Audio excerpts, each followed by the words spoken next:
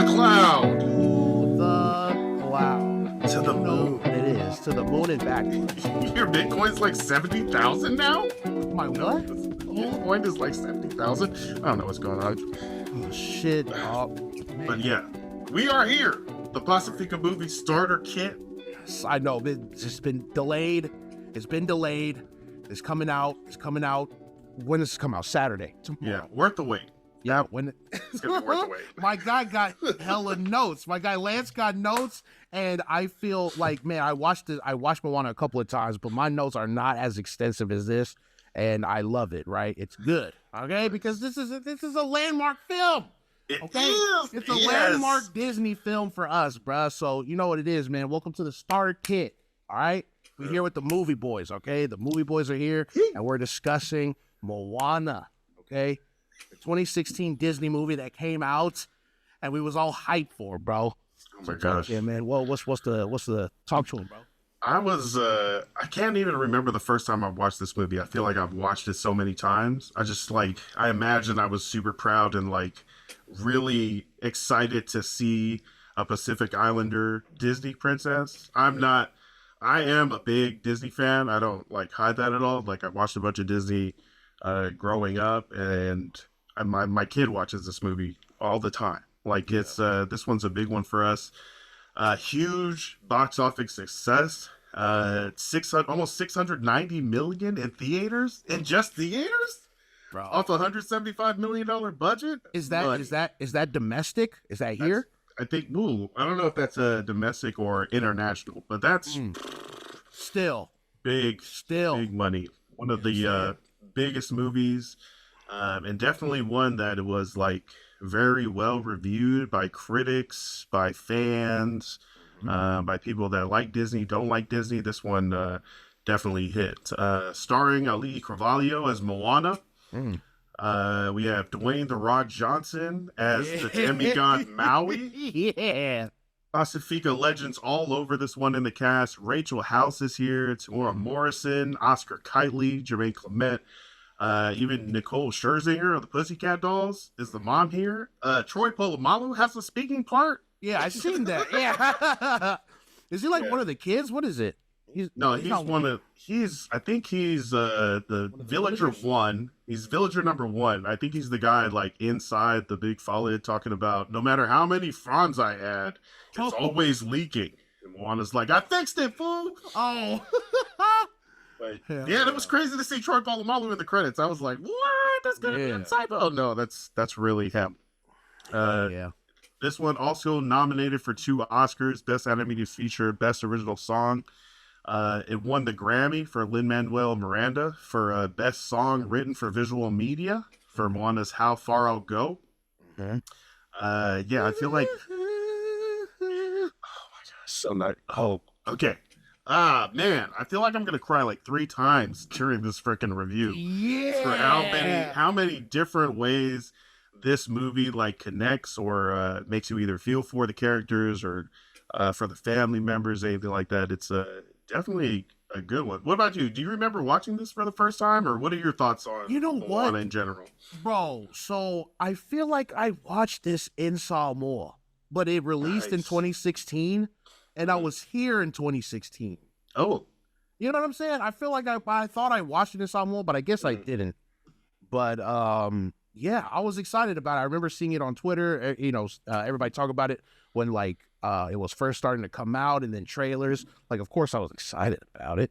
You know what I'm saying? Our people's gonna have a Disney movie, dog. Yeah.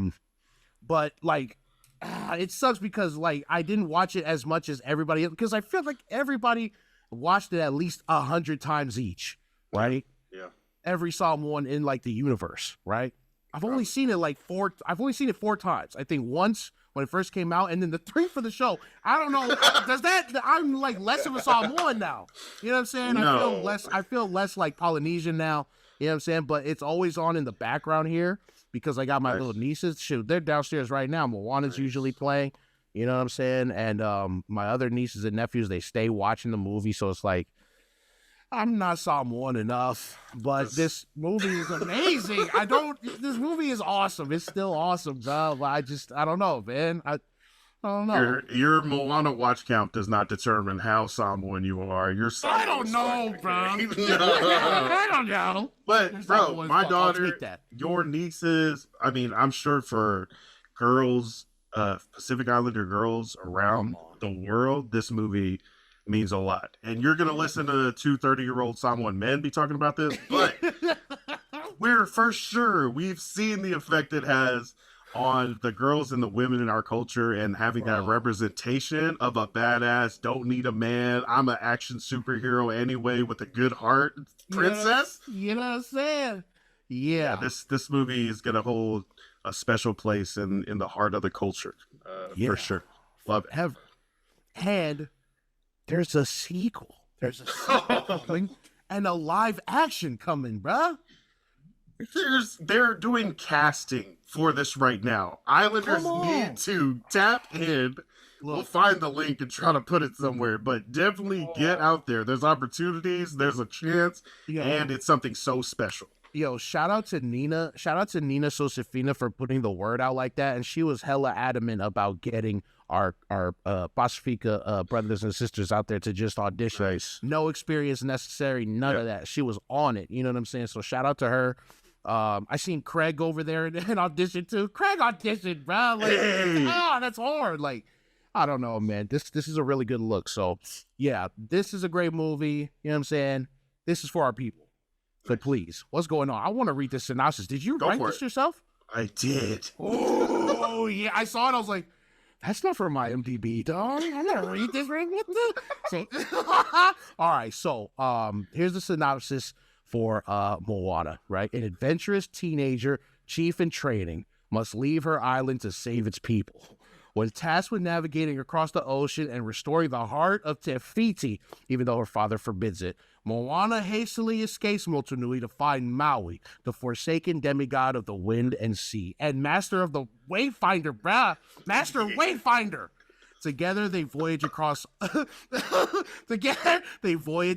whole ocean of bad, including ships of killer coconuts, a giant treasure-hoarding crab, and a vengeful lava monster, all while learning to accept each other and themselves. God damn, someone give my guy the Pulitzer Prize he can write. Damn it.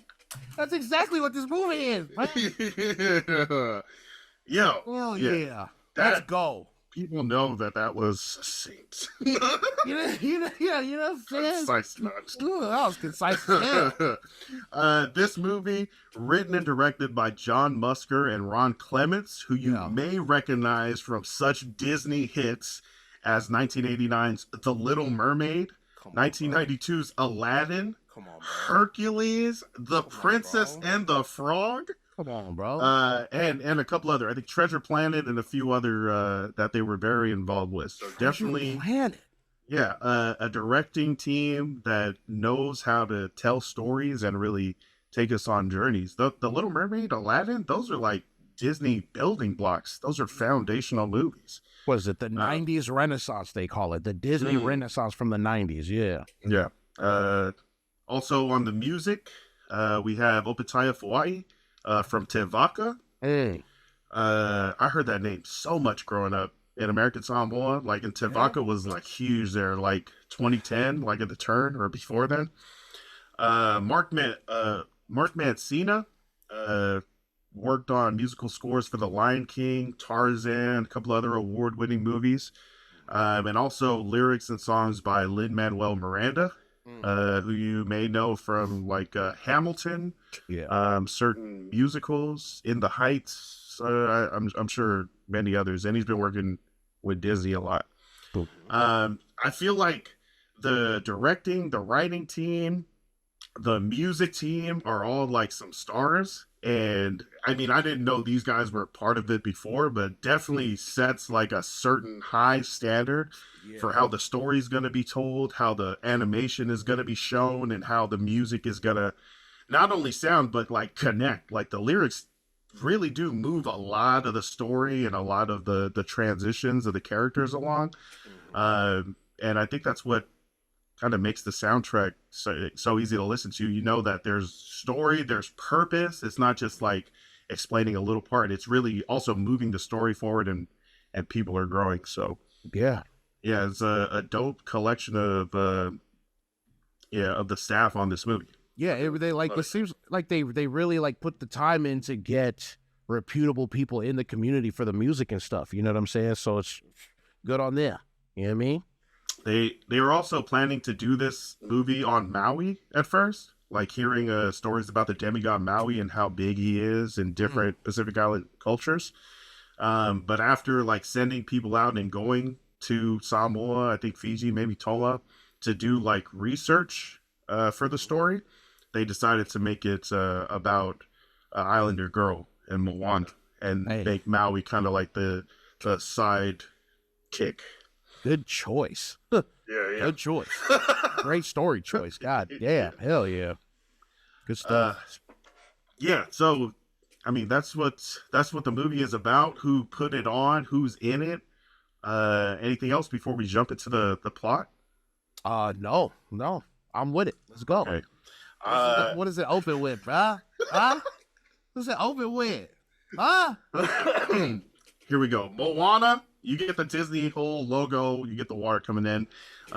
Fade to black. We're coming up on the ocean, and it's like a 2-dimensional islander tapa design, layered like that, you know? Yeah.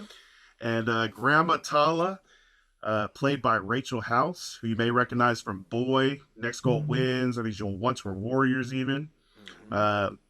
She's playing Grandma Tala, who is like she's Moana's grandma. She's Chief Tui's mom, but she's also kind of the village. She's the village crazy lady. Crazier. Yeah. Like the wisest one in the entire village. Like everybody's grandma right there, looking like the craziest, the loudest lady in the kitchen. You know what I'm saying? But you know when you have your one-on-one time with her, it's like, oh my God, grandma, I love you. You're right. You're right about everything. I freaking love you. She's so dope. So herself. She's definitely the MVP. Wow. Yeah. And then also, she's like the Auma Samoa teacher. She's the one that has all the kids and teaches them the stories and stuff. But anyways, here's how we begin. In the beginning, there was only ocean until the mother island emerged. Te Fiti. Yeah. Her heart held the greatest power ever known. It could create life itself. And Te Fiti shared it with the world. Music change. But in time, as Te Fiti is this huge green living island that is spreading life to other parts of the ocean and creating other islands, right? Free like islands with no other people. We're not colonizing. We're settling. We're settling new islands. Okay, that's a big point. You know what I'm saying? Hey, that's a really good point.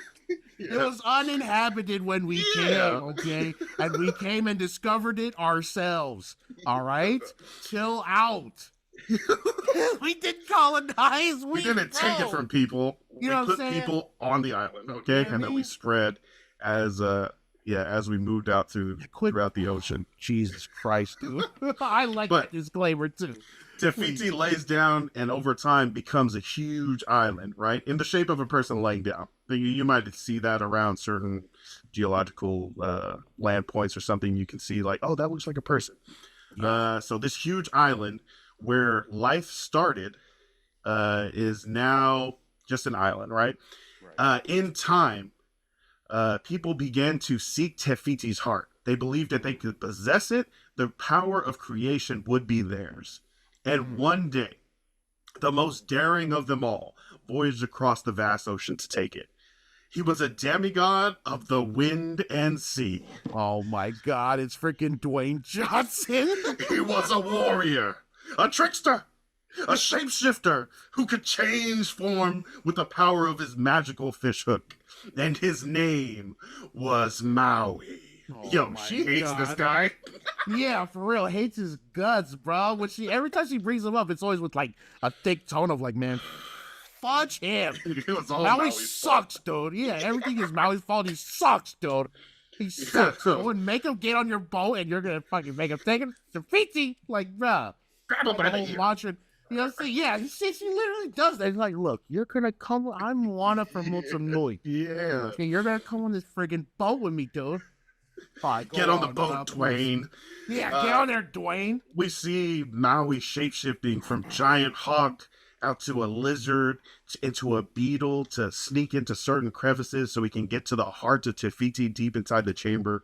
And it shows this huge person when he transforms back into a human.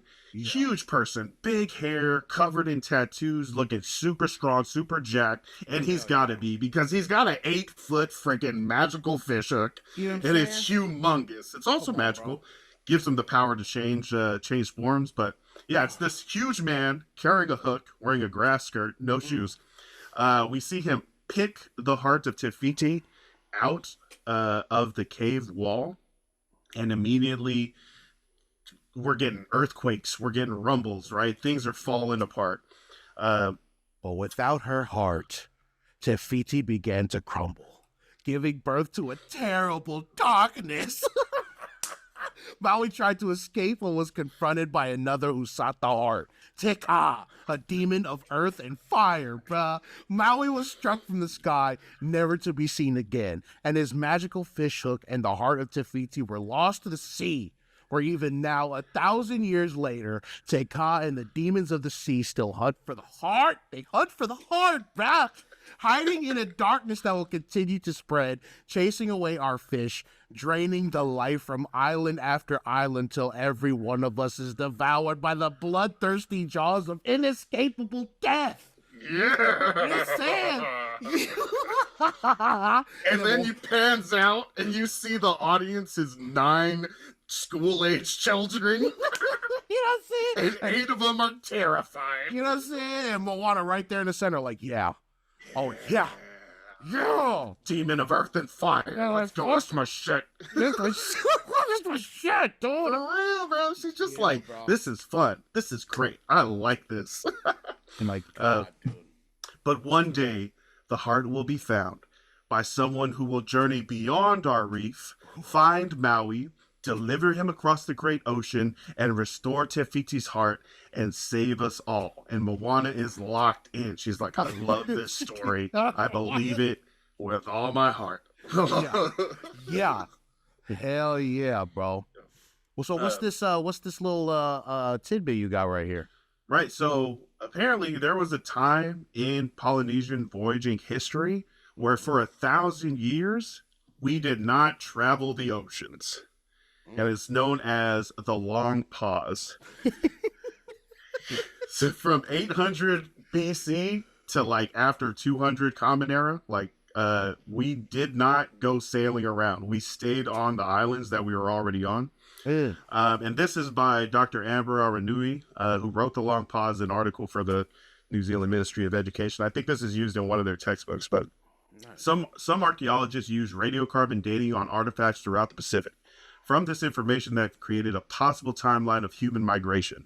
The timeline shows that while most of West Polynesia, Vanuatu, New Caledonia, Fiji, Samoa, and Tonga, were settled around 800 BC, East Polynesia, including the Cook Islands, Hawaii, Rapa Nui, Aotearoa, wasn't settled until over 1,000 years later. What it doesn't show us is why this delay occurred. So Ron Musker and the directors are using this story to explain what ended that pause and what caused Pacific people to start sailing again. And another thing, like in, I guess, like trying to place exactly where this is and how hard we were sailing and how early, we stopped sailing and started up again almost 1,000 years before the Vikings even found America. Almost 1,200, almost 1,300 years before Columbus landed in the West Indies. Like, this was, like, Europe thought they had the world circumnavigated and figured out and how to sail shit. They ain't have nothing on us, bro. We was doing it. We took a whole last pause for you guys to kind of catch up. And still laughing people. Still, yeah, sad. Well, that's fine, bro. I didn't know that. Oh, that's fine, bro. We out here, bro. We took 1,000-year pause and we're still lapping. Yeah.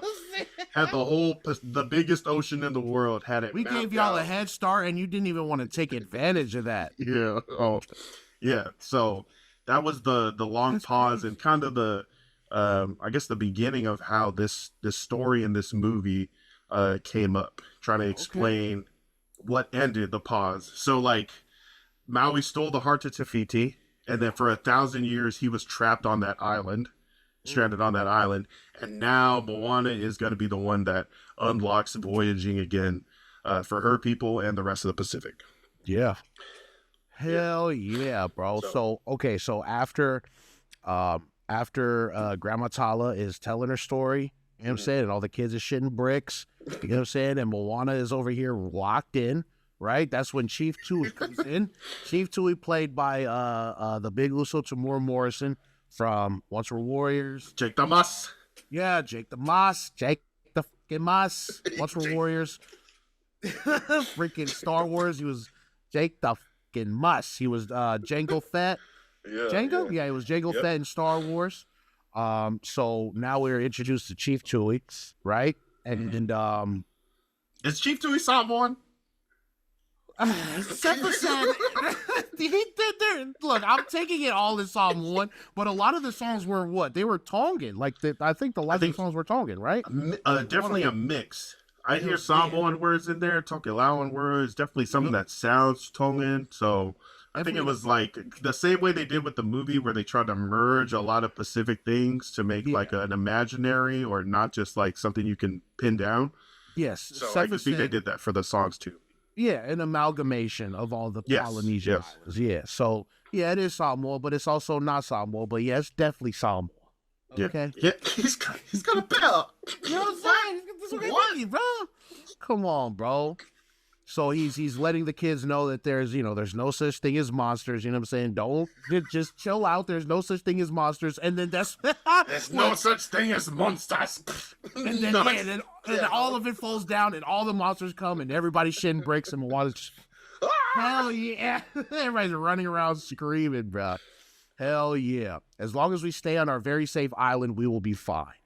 That's what he says to him. That's what he says, the anti-ocean dad. You definitely give him, like, he's not trying to voyage, and this is so different from, like, what we want Moana to be, so it's definitely hard to hear her dad, kind of like her main, like, the big parent telling her, don't do that, don't fall. From an early age, bro, from, like, what is she, 2 here? That's crazy, but...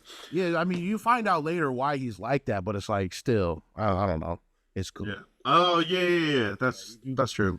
There's still some fear in that, I get that, as to why he's trying to keep his daughter, trying to keep people from going beyond the reef, because it's like he's got some personal tragedies associated with it. But it's like, man, shut up, dog. You went at nighttime in a storm. You know what I'm saying? Undermanned. Okay, that's your fault. Come on, yeah. Damn, yo, hey, don't talk about Chief Tudyk like that. Damn, bro.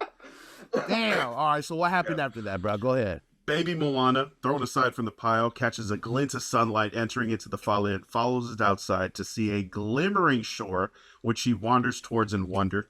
She finds a conch shell along the water. It's being waved closer and closer. The ocean wants her to have it. It's pushing it closer and closer to her, but she turns back to see a baby turtle being picked on by some birds and unable to get out to the water safely. So she decides, as a baby, to let the shell, it's a pretty shell too. It's not just a basic ass white sandy shell. It's like purple, iridescent coloring and stuff like that. She lets that go to do the right thing. Would have made Bolo proud. What's that Spike Lee movie called? The right thing. So she helps the turtle cross safely. She kicks away the bird. She keeps it shaded until it gets into the water. Shoot. And Shoot.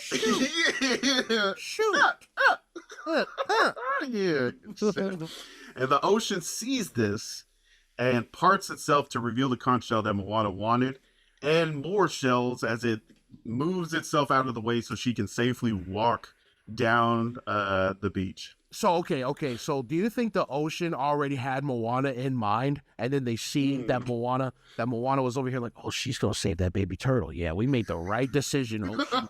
We freaking did it, dude. We found her. You know what I'm saying? Like, I don't know. She was only like 2 years old. They're like, you know what? There's gonna be some girl from Motunui. I don't know. We might need to keep an eye on her. And then she saves a turtle. You know what I'm saying? At 2 years old, like, you know what, dog? Yeah. That's her. That's the one. That's the one. That's the one. Ocean, are we in agreement, Ocean? That's tight, bro. I was thinking also, maybe like all the people that over the last 1,000 years had already been picked by the ocean, and they all failed. They all failed. So now the ocean's like, screw it. Let this 2-year-old badass. Hey, here, take the heart. Oh man, oh that's another one. That makes me sadder though. I hope that's not the case. That makes me sad because it's like, bro, generations of the ocean just choosing the wrong one. You know what I'm saying? And it finally settles on this 2-year-old freaking crazy fool. You know what I'm saying? This little crazy girl over here in Motunui. Oh, that's sadder, bro. Yeah, so now Damn it's it. just like, can you swim? Here, Yeah. take the heart. Not a piece of shit, and you can float. That turtle's actually immortal. They plant that turtle every time. They plant that same turtle every generation to see who would save it. And they all fail before they even turn 3. Man, fuck that turtle. I want the shell. So the ocean is letting her come into like a carved out section of where water would be before presenting her with a special spiral Pounamu stone, the heart of Te Fiti. This is the one that Maui stole. He was struck from the sky by Te Ka, his hook, and this stone went lost in the waters. And now the ocean is giving it to this girl who they believe is worthy of the mission. Right. I feel like we've seen that. It looks like jade, but it's like a green, like smooth stone. Mm-hmm. It reminds me of what's it called? Whale Rider. Like the statues that they have when the grandpa was doing the school, right? For the boys to find the elder and stuff. That's what the designs remind me of. And then when I seen this tidbit that you put in there, I was like, oh yeah, that's exactly Maori culture. It's a special piece of Maori culture. I feel like we see it a lot worn, and it's seen as a living entity, a life force, a gift from the Mother Island, and also as a bridge between the physical and spiritual worlds. Saw this on The Fabulist, an article entitled "Sacred Significance of the Pounamu Stone in Maori Culture," and it says in Maori culture, Pounamu stands as a tauma, a treasure of profound importance that transcends its material form. This revered gem is a symbol of heritage, spirituality, and continuity that holds a special place in the hearts of Maori people. With origins deeply rooted in the landscapes of Aotearoa, I think they find it from like near rivers or stuff, like out there, right? It's got to be out in nature. Its significance is intricately tied to the essence of New Zealand's lands, rivers, and mountains. So it's definitely not just a special piece to the people, but they also believe that it holds like spirit and earthly importance, but also like connecting it to people. So I mean, I feel like we've seen it a lot. And then like some of the, I don't know if they're congressmen or in the I don't know, House of Parliament. Yeah. I see him wearing it looks like jade, but it's Pounamu. So yeah, that is the heart of Te Fiti. It's also all those things, right? The connection between the Mother Island, and it might be something that lets the stingray spirits of Tala come back too. Oh, yeah. Okay. Even though it's at the bottom of the ocean when that happens. Just suspend you disbelief, bruh. It's a cartoon, bruh. But also, during the time that the ocean opens up, and it's choosing her, this song, An Innocent Warrior plays. Omata and Matangi, your eyes are like the storm. Your eyes are, storm. So like they see something in her, like a fierceness in this child, even though she can't really talk, can't really move around, whatever. There is something pure and strong enough that the ocean believes and is choosing her. Yeah. So, but also this is the part where I was like, why did they pick a 2-year-old? Yeah. What chain of events led to this? Hey, it's the ocean. They can probably see into the future. It can probably see into the future. You know what I'm saying? I don't know. I don't want to put logic into it. We're talking about an ocean a child to save the friggin' island. There's no logic in this. It's all spirituality. The child has been walking around the beach for a long time by itself. Finally, it's like irresponsible father shows up. Yeah. So he comes calling, Yeah. Moana! The ocean's like, oh snap, gotta take her back. Safely deposits Moana back on the sand. That was smooth in the basket too, and it carries her up. That was smooth as hell. Mess your hair back up, take you gently put you back down, and even though Moana is holding the heart of Te Fiti, she drops it when she gets back onto the beach, and it's lost. It's lost again, but. The heart is dropped. I mean, not really lost. Not lost. But this is the part, though. Like, this is another part where, like, What? Look, man, look. When they explain the part about this, about the heart of Te Fiti, right? She drops it, and you don't see it again, right? Right. Oh shoot, you don't see it again. Oh, sorry, I thought I was messing up. So you don't see it again, but then later on, it's like that plot hole kind of gets covered up. You know what I'm saying? It kind of gets patched over with a Band-Aid. But the nitpicking. And still, I'm just like, it's a 2-year-old baby. Of course, you're going to lose it. But then, you know, Grandma was in the back just chilling. Like, yeah, Tola was like, I knew it. Yeah, I freaking knew it. She was part of, like, the rescue search party, but then she also peeped, like, is that the freaking heart of Te Fiti? Yeah. Sitting on the ground there? You know what I'm saying? The dad, of course, doesn't recognize it. He doesn't believe in any of that garbage about the spirits or monsters or anything. He's just like, Moana, I'm glad my child is safe from this very dangerous water that he knows, right? Moana says, I want to go back. And Tudy's like, I know, but you don't go out there. It's dangerous. And this is like this is the second time already where we see him telling his daughter not to go out. And it stems, like you said, from his past experiences, right? What he believes the world and the ocean is, and trying to protect his daughter from experiencing that same fate. Yeah, it's kind of hard to be mad at him for doing that, but then once you broke it down like that, I was like, you know what? Well, maybe it wasn't the right decision to go out during the storm. And I don't know, Chief Philly. I don't know, but you know, whatever. Yeah. Chief Tudy says, "Let's go back to the village. You are the next great chief of our people, right? So now we know there's not just like only men can be chief. Like the child." Is in training, right? You are expected to be the next chief. Not just a child, bro, a female, bro. Yeah, that was my biggest thing. You know, like you know how we are with the women in our community and our cultures and stuff. As much as we hold them up to, you know, we hold them up, but like as far as taking a chiefly position within like the community, the village, it's not really, it's unheard of. I feel like that's very new. Like I just like as I became an adult, I started to see it. Like, and that's still not people my age necessarily, older women who had put in the time, the work in the community and the villages were then now being able to take on those titles. But yeah, especially when we were growing up, I don't feel like I saw that. I don't feel like women were like listened to in meetings like that. Yeah. Like I know like my mom will be like, yeah, I suggested that. They didn't listen. And I'm like, why? And they're like, because I'm a woman. I was like, oh, whoa. That's freaking dumb, dude. Like, it's freaking stupid. Yeah. So it was, I thought that was like a cool little thing. And it wasn't really like harped on either. Like, you know how most movies would make it a point to be like, oh, well, she's a girl. She can't really do this because she's a girl. They just move straight on past that. Like, nah. Moana is next in line.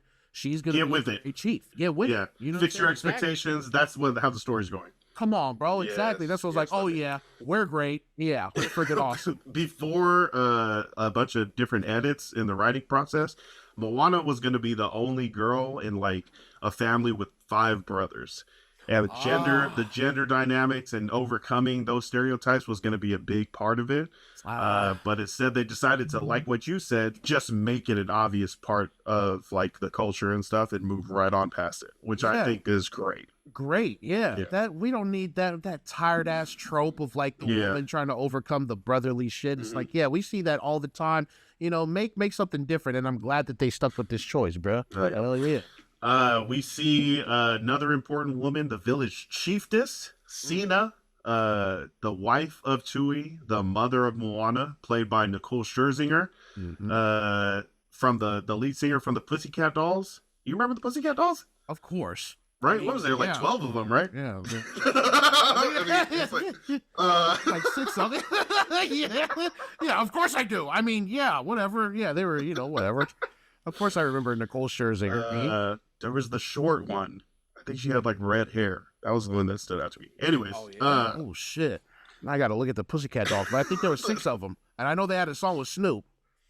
yeah, okay. Yeah, I remember that one. Was that Buttons? Okay. All right, back to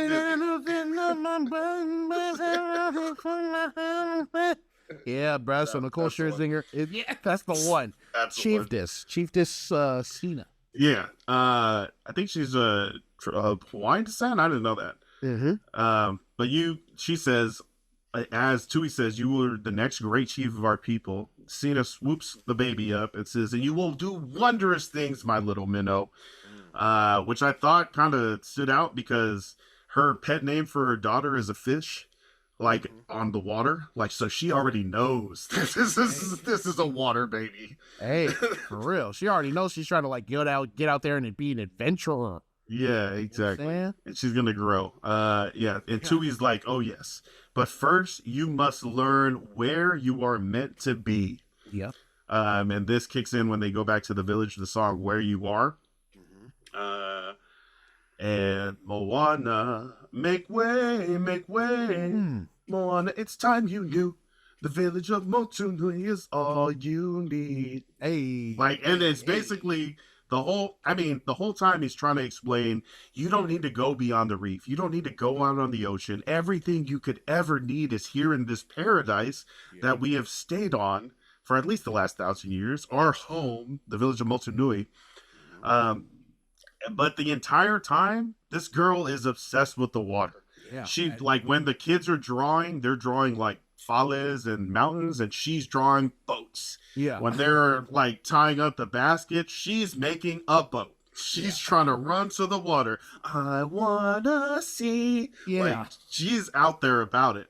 But the entire time, Tui is just as many times pulling her away from the water, bringing her back to the village, and trying to coach her up on how you're going to be a chief, how you need to, be part of the village, the coconuts, and what more could you need? But this is where everything is. And even the old guys are like, who needs a new song? This old song's all we need. We have a way of doing things. Why are you going to change it? Like, why would we ever change it? And that's one of the things I hate. Like, it's like, no, this is how we've always done it. So we're just going to always do it like this. And I'm like, oh, that's the worst reason to do anything it's just how it's been. I was like, I'm going to change it. All right, we need conflict, all right? Yeah, so the singers, they're all singing about the greatness of coconuts, island life, the rote repetitiveness of it.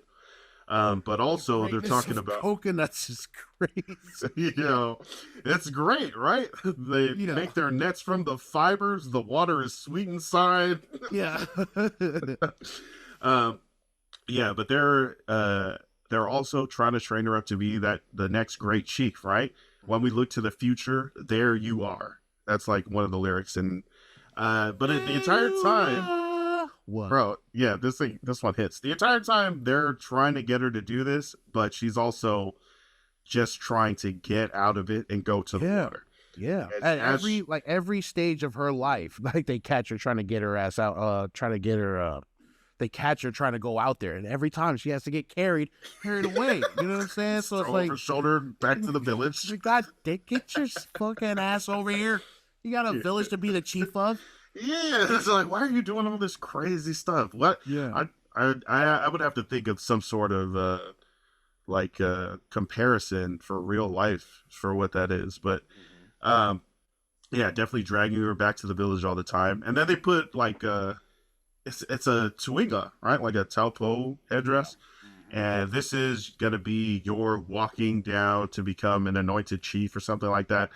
She's in the middle of the walk and like ditches it so she can run down to be with her grandma by the water. She's just going in over there, just dead down, bro. Yeah. Sala, who did not attend the ceremony. Yeah, for real.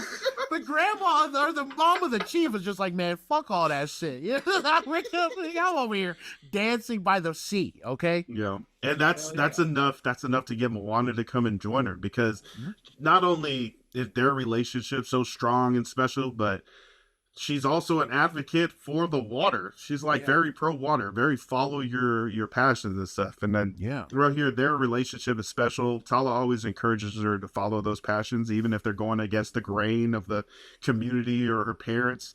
Yeah, she's like the living embodiment of going against the grain. When everybody's doing all this walkthrough for Moana's future and stuff, she's just over here by the ocean acting like the village crazy lady. But she definitely is, you know what I'm saying? So she's like one of the only ones who truly understands her. Not just going against the grain for the sake of it, just to be different or to be that crazy person, but to like follow your true self. Yeah, this is what your heart wants. This is definitely something you should do. And I feel like someone we all need, someone we can count on, someone we can vent to, that's not going to judge us, someone who like doesn't make you feel weird for being different, someone who makes your like true self beam out, allows you to be a fearless, like centered person. Yeah, definitely. I know we don't all get that, but you know, that's someone we all need. Her support, we all need that. Yeah, definitely felt like it outweighed the disapproval of her father and the rest of the village, and her guidance. Tala's guidance literally helps Moana, like, not only have that mentality that it's okay to be me, but she sets her up the whole way. She shows her the boat, she shows her the cavern, she like gives her the heart, she shows her the way out of the reef. So Tala definitely a huge component and a very important person. But the song is still going. Tala, who like Moana is now dancing next to, the village may think I'm crazy or say that I drift too far, but once you know what you like, well, there you are. That once you know what you want, what you like, what is you, that's all you have to worry about. Right. You are your father's daughter, stubbornness and pride. Mind what he says, but remember, you might hear a voice inside. And if that voice starts to whisper to follow the farthest star, Moana, that voice inside is who you are. Jesus Christ, bro. Bro, be who you are no matter what. And it's that voice inside that is telling us, you know, this is what I want. This is like truly what I want, what I believe, what I think I should be doing. And even though everyone else is telling me not, there's that voice that's like, you can do it. You should do it. That should be you. We get that voice stomped out a lot, though. Man, do we, bro? Even within our own community, bro. Like, especially, yeah. You know? Oh, man, we all need Grandma Tala in our life, man. Yeah. Grandma Tala for sure. Shout out to Grandma Tala. She shows her a line of boats, like, here you go. Fortunately, the dad is on the other side, like, come on, Mom. You're making me look like an asshole again. But he also has something he wants to show her, right? Takes her up, walks her up to the highest point of the island. We get a little break from the song as he explains, this is a sacred place, a place of chiefs, right? It's like a flattened down spot, and there's a pile of flat rocks stacked up in the middle of this high point. There will come a time when you will stand on this peak and place a stone on this mountain, like I did, like my father did, his father, and every chief that has ever been. And on that day, when you add your stone, you will raise this whole island higher. You are the future of our people, Moana. He points out to the sea. They are not out there. They are right here. It's time to be who they need you to be. And this pep talk works. Yeah, hey, there's strength in what he's saying, right? There's credit in what he's saying. It's like, come on, man. You know there's life beyond the reef, bro. There is, bro. Look, you made a bad decision with your best friend, Chief Tudyk.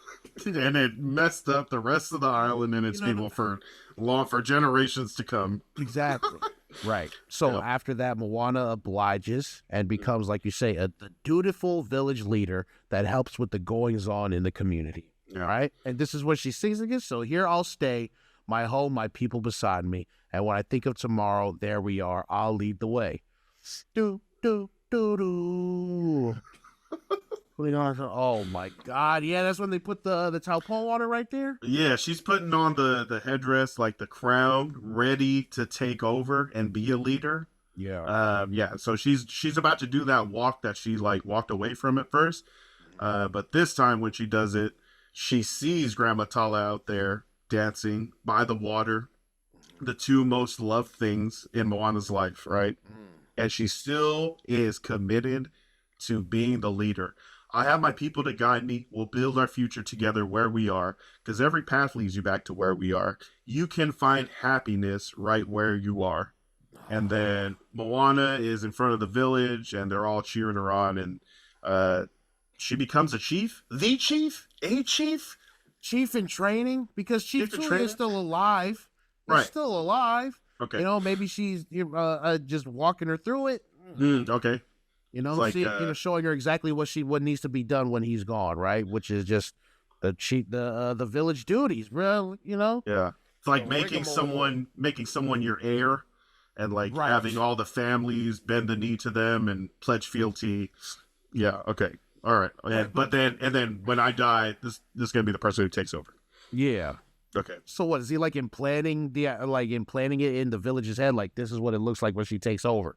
Maybe, right? But I mean, the whole village is behind it, so I feel like it's like just another cultural, traditional ceremony where they're like, "Yep, this is going to be the next one from the family. Okay, we're down for it." Yeah, and so a lot has happened in like the first 10 minutes of the movie. You know what I'm saying? Jesus. We're gonna front load a lot of this information, and then we're gonna get through a lot of the back end. But Damn, yeah, you know what I'm saying? Whatever. We've been putting this off too long, bro. Moana goes from baby given the heart of Te Fiti to her father's heir to become the next village chief, and we see a lot of the skills that would have make her a great leader, right? She's helping out around the village. She's not only physically fit, she's like parkouring off of like 30-40 foot buildings. You know what I'm saying? Yeah, she's fixing the leaky roof. She's like, wind shifted the post. I just went and tied it up. She's holding someone's hand while he's getting a tattoo. He's not doing great. Is it almost over? Yes, yeah. Bro, the artist is like, Jesus. Yeah. I mean, he didn't say Jesus. Yeah. She's also teaching the village kids to dance. There's a corny little kid at the end. Freaking winks at her. Hey. Oh, yeah. Also, we see Hey again, the dim-witted rooster. Who like, I'm curious about that chicken eating the rock. Oh, yeah. He seems to lack the mental capacity for pretty much anything. Should we just eat him? And she's like, sometimes our talents are below the surface. As this fool eats the rock, swallows it, vomits it back up, starts trying to peck at it again. Oh my God. Yo, Sometimes far beneath.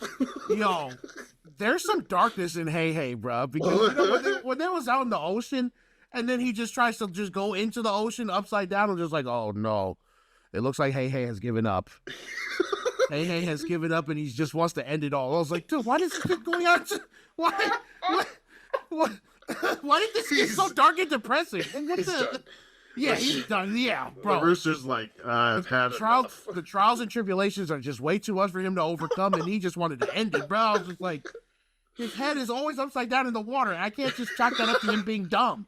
You know what I'm saying? Like, he has to know at least a little something of what he's doing. Because it's like, bro, he's done. He's trying to kill himself. Oh my God. That's what I'm saying. There's so many times. We gotta start a counter for how many times this rooster almost dies in this movie. I'm saying. So many times. You know so what I'm many saying? arrow situations, monsters. Bro, a lot of those weren't his fault, but the thing in the ocean, that was like a clear choice. It was just like, dude. I'm not doing this anymore. Yeah. Yeah. She saves this rooster with a death wish, played by Adam Tudyk, who's a big time voice actor. He's done a bunch of, he actually did the old man that asked if they should cook Hey, That's Oh, the he was voice there actor too? Oh, that shit. played Hey Hey. Yeah, he was actually Steve the Pirate. He's Steve the Pirate from Dodgeball. Steve the Pirate. Have you seen Dodgeball? Yeah. I'm Yeah. trying. I feel like there were a lot of characters in there. I forget specifically. Oh, okay. Well, it's Steve the I know his Pirate. face, The though. guy he was the pirate in there. Yeah, he believed he was a pirate, and he was on the Average Joe's team. But yeah, that's him. That's hilarious. That he's freaking Hey Hey. All he's doing is freaking rooster noise, saying it. $25,000 to go. Yeah. And he's a pro. He can demand that. Yeah, man. Way more than 25,000. Bro, if it was any sort of percentage, this movie paid people out. Bro, what? 690 million, bro. And he gets Just a point. box office. Just box office. There's bro. freaking music, there's toys, TV, all that stuff. But Yeah. Moana's still killing it in the village. She saves Hey Hey. She's also gets approached by some women that bring down like baskets of the coconut harvest. And they're saying, there's a problem. They crack them open and they're all dead inside. They've like been hit by this blight that we've seen is going from island to island since Maui took the heart of Te Fiti and she started to crumble. Now that darkness that Grandma Tolly was talking about is spreading everywhere. Yeah. And it's now starting to reach them and affect their lives. And she's this is my daughter's favorite scene. She's like, well, we'll clear the diseased trees and start a new grove. There. She does it every time. She's like, there. Play it again, Dad. Hell yeah. But yeah, it seems like the right plan, right? And the villager, I think this specific villager was played by Auli'i's mom. She goes up to Tudyk and says, she's doing great. Yeah. Right? She's like, I couldn't tell if that was sarcasm like the first couple of times because she's doing great. Like I'm like, is that for real? But yeah, she's like 50 takes. Maybe. Yeah. And Tudyk looks down. He's super proud of his daughter. She's doing great things for the village, for the community, and he says, "This suits you." Hold on. Before we are approached by a fisherman. Played by Kylie, the Uso Oscar Kylie, bruh. We all know Rockers. The Duck Rockers. Siona's winning. Next goal wins. All right, yeah, for life. So the fisherman comes and he's reporting that the fishing traps are pulling up less and less fish. They've tried fishing the East Lagoon, the far side, the windward side, and the leeward side, the shallows, the channel. They tried the whole lagoon. They're just gone. Right? Moana turns to face the ocean while her father questions if a better bait would help. I don't think it's the bait. I don't think it's the bait. So he says he'll talk to the village council. And then Moana brings up the most controversial shit ever, I guess, in village history. You know what I'm saying? When it's just the easiest fix ever. Well, it's not that easy. They eat the heart of Te Fiti. But she suggests that what if we fish beyond the reef? Mm-hmm. And then Tudyk, what? No one goes beyond the reef. No one goes beyond the reef. Like, he's already getting mad. Yeah, angry as shit. Don't start this crap again, Moana. You're going to embarrass me. I know, but if there are no fish in the lagoon... Moana! And there's a whole ocean. We have one rule. An old rule where there are fish. A rule that keeps us safe. But damn it! Instead of endangering our people, so you can run right back to the water. He yanks her off the boat. Yeah. Puts her down, realize all the fishermen are watching. They pretend like they didn't see all that just go down. He gives a big huff. He's like, every time I think you'll pass this. He grabs the oar from her, sticks it into the sand. No one goes beyond the reef. Jesus, man. Okay. So Moana is throwing sticks in the sand when her mother comes up and teases her. It's not like you sit in front of your dad standing on a boat. Hey, man, shut up, dog. Damn, I just got into it with Dad. Shut up. Moana. Hear that? Yeah. I didn't suggest it because I want to be on the ocean. But you still do. He's hard on you because... Because he doesn't get me. Because he was you. Drawn to the ocean. Down by the shore. He took a canoe, Moana. He crossed the reef and found an unforgiving sea. Waves like... You know what I'm saying? This is the part we keep roasting because, Tudyk, it was your fault, okay? Waves like mountains. His best friend begged to be on that boat. Your dad couldn't save him. And this is when, you know, him and his friend are out trying to go beyond the reef. You know, like you said, lightning. It's just really bad storm. Really bad storms, big storm. And then his friend, the boat capsizes, and the friend he's just losing ground, going deeper and deeper into the ocean. And Chief Tudyk is trying to save him. He's swimming down, trying to get him, but he can't reach him. It's too far. So he lost his best friend that day, you know? So as she's saying this, waves like mountains. Best friend begged to be on that boat. Your dad couldn't save him. He's hoping he can save you. That's why. That's why. Yeah, exactly. That's exactly why Chief Tudyk is so hard on her about leaving, because, like we said, man, his past experiences with the tragedy and his best friend, it's like, you know, he has great intentions, right? Obviously, he has good intentions to keep his daughter safe. He's like, I'm a great sailor. You will die. Yeah. It's like, and I don't want that for you. Exactly. And you don't have, like, she doesn't have it. I mean, she doesn't have any experience compared to him. I mean, I don't think she has any experience before this at all anyway. So it's like, yeah. But still, man, Tudyk. He properly evaluates it, though. Like, he's like, you like being in the little canoe here in this little shallow part, but you get out there on the waves, and you are screwed. And there's no coming back. There's no one to save you. You will die. So he's like, I don't want that to happen. That's fair, man. That's fair. I can't hate on him too much. I can't hate Chief Tudyk too much. But still, the mom finishes this whole thing off, the story, by saying, sometimes who we wish we were, what we wish we could do, is just not meant to be. That shit pissed me off, dude. And then she walks away. Yeah. Just like leaves her kid there. I was like, yeah, boy. Boy, oh boy. Way to ruin your kid's dreams. But yeah. Ugh. Way to ruin your kid's dreams. Jesus Christ. Yeah, that part pisses me off every time, because if she's trying, like, you sit there and you try to feel for her parents and shit, you know what I'm saying? Like, they want what's best for Moana. And then Cena goes and says some crazy shit like that, and you're just like, what the? Yeah. Be something else, okay? Yeah, I know you want to go out to the sea. Yeah, it's not important. Yeah, what you like is not important. We got chiefly shit to do here, bud. Okay? We got chiefly shit to do. I need you to help me out. Your dad's wild. These people are all up on his ass trying to get these crops to grow. Your dad is wild. And this is when probably the most iconic song of the whole thing. Oh my gosh, right. You know? Music swells. As we're looking at Moana, she's just staring down, and her gaze kind of just comes up a little bit, and it's coming towards the water. But as that music comes in, you feel like the sense of like loneliness that this girl is going to. Her mom just told her, quit the shit. Yeah. Be what we're telling you to be. What you're doing, I'm sorry, baby.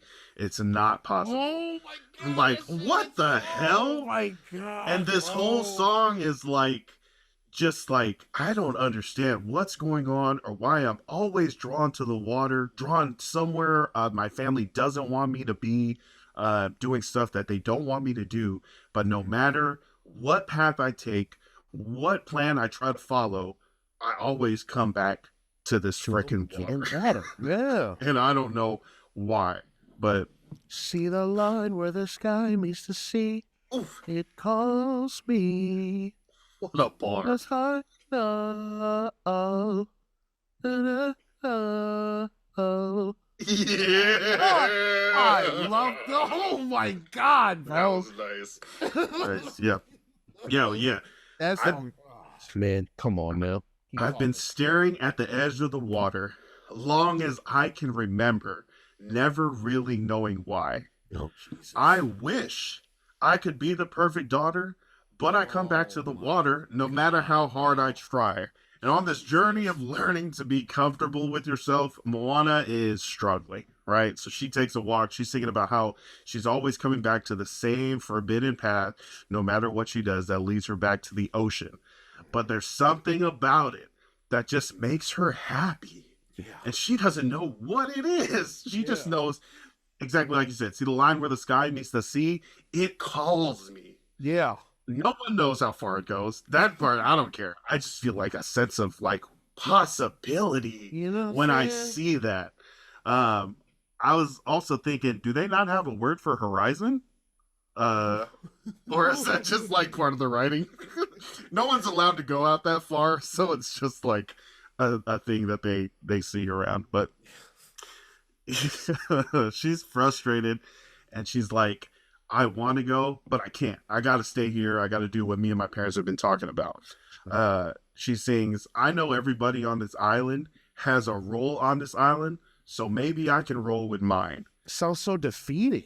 It does, and I feel like she is. Yeah, just so She's defeated like, right there. I need to hang up my childhood dreams of sailing away and seeing what's out there and exploring and voyaging, because it's just not in the cards for me because of my situation, because of my parents, my family, where I grew up, whatever it was, whatever the reason she's being told it is, it's just really pulling her down, not allowing her to be the best that she can be. But now, like you said, she's just like, okay, I give up. I'm going to do this. She climbs the high mountain back to that sacred place of chiefs, singing, I can lead with pride. I can make us strong. I'll be satisfied if I play along. She gets to the top. She grabs a stone, bro. She's about to put it on the mountain and become a chief. But the voice inside sings a different song. What is wrong with me? Bro, that hurt.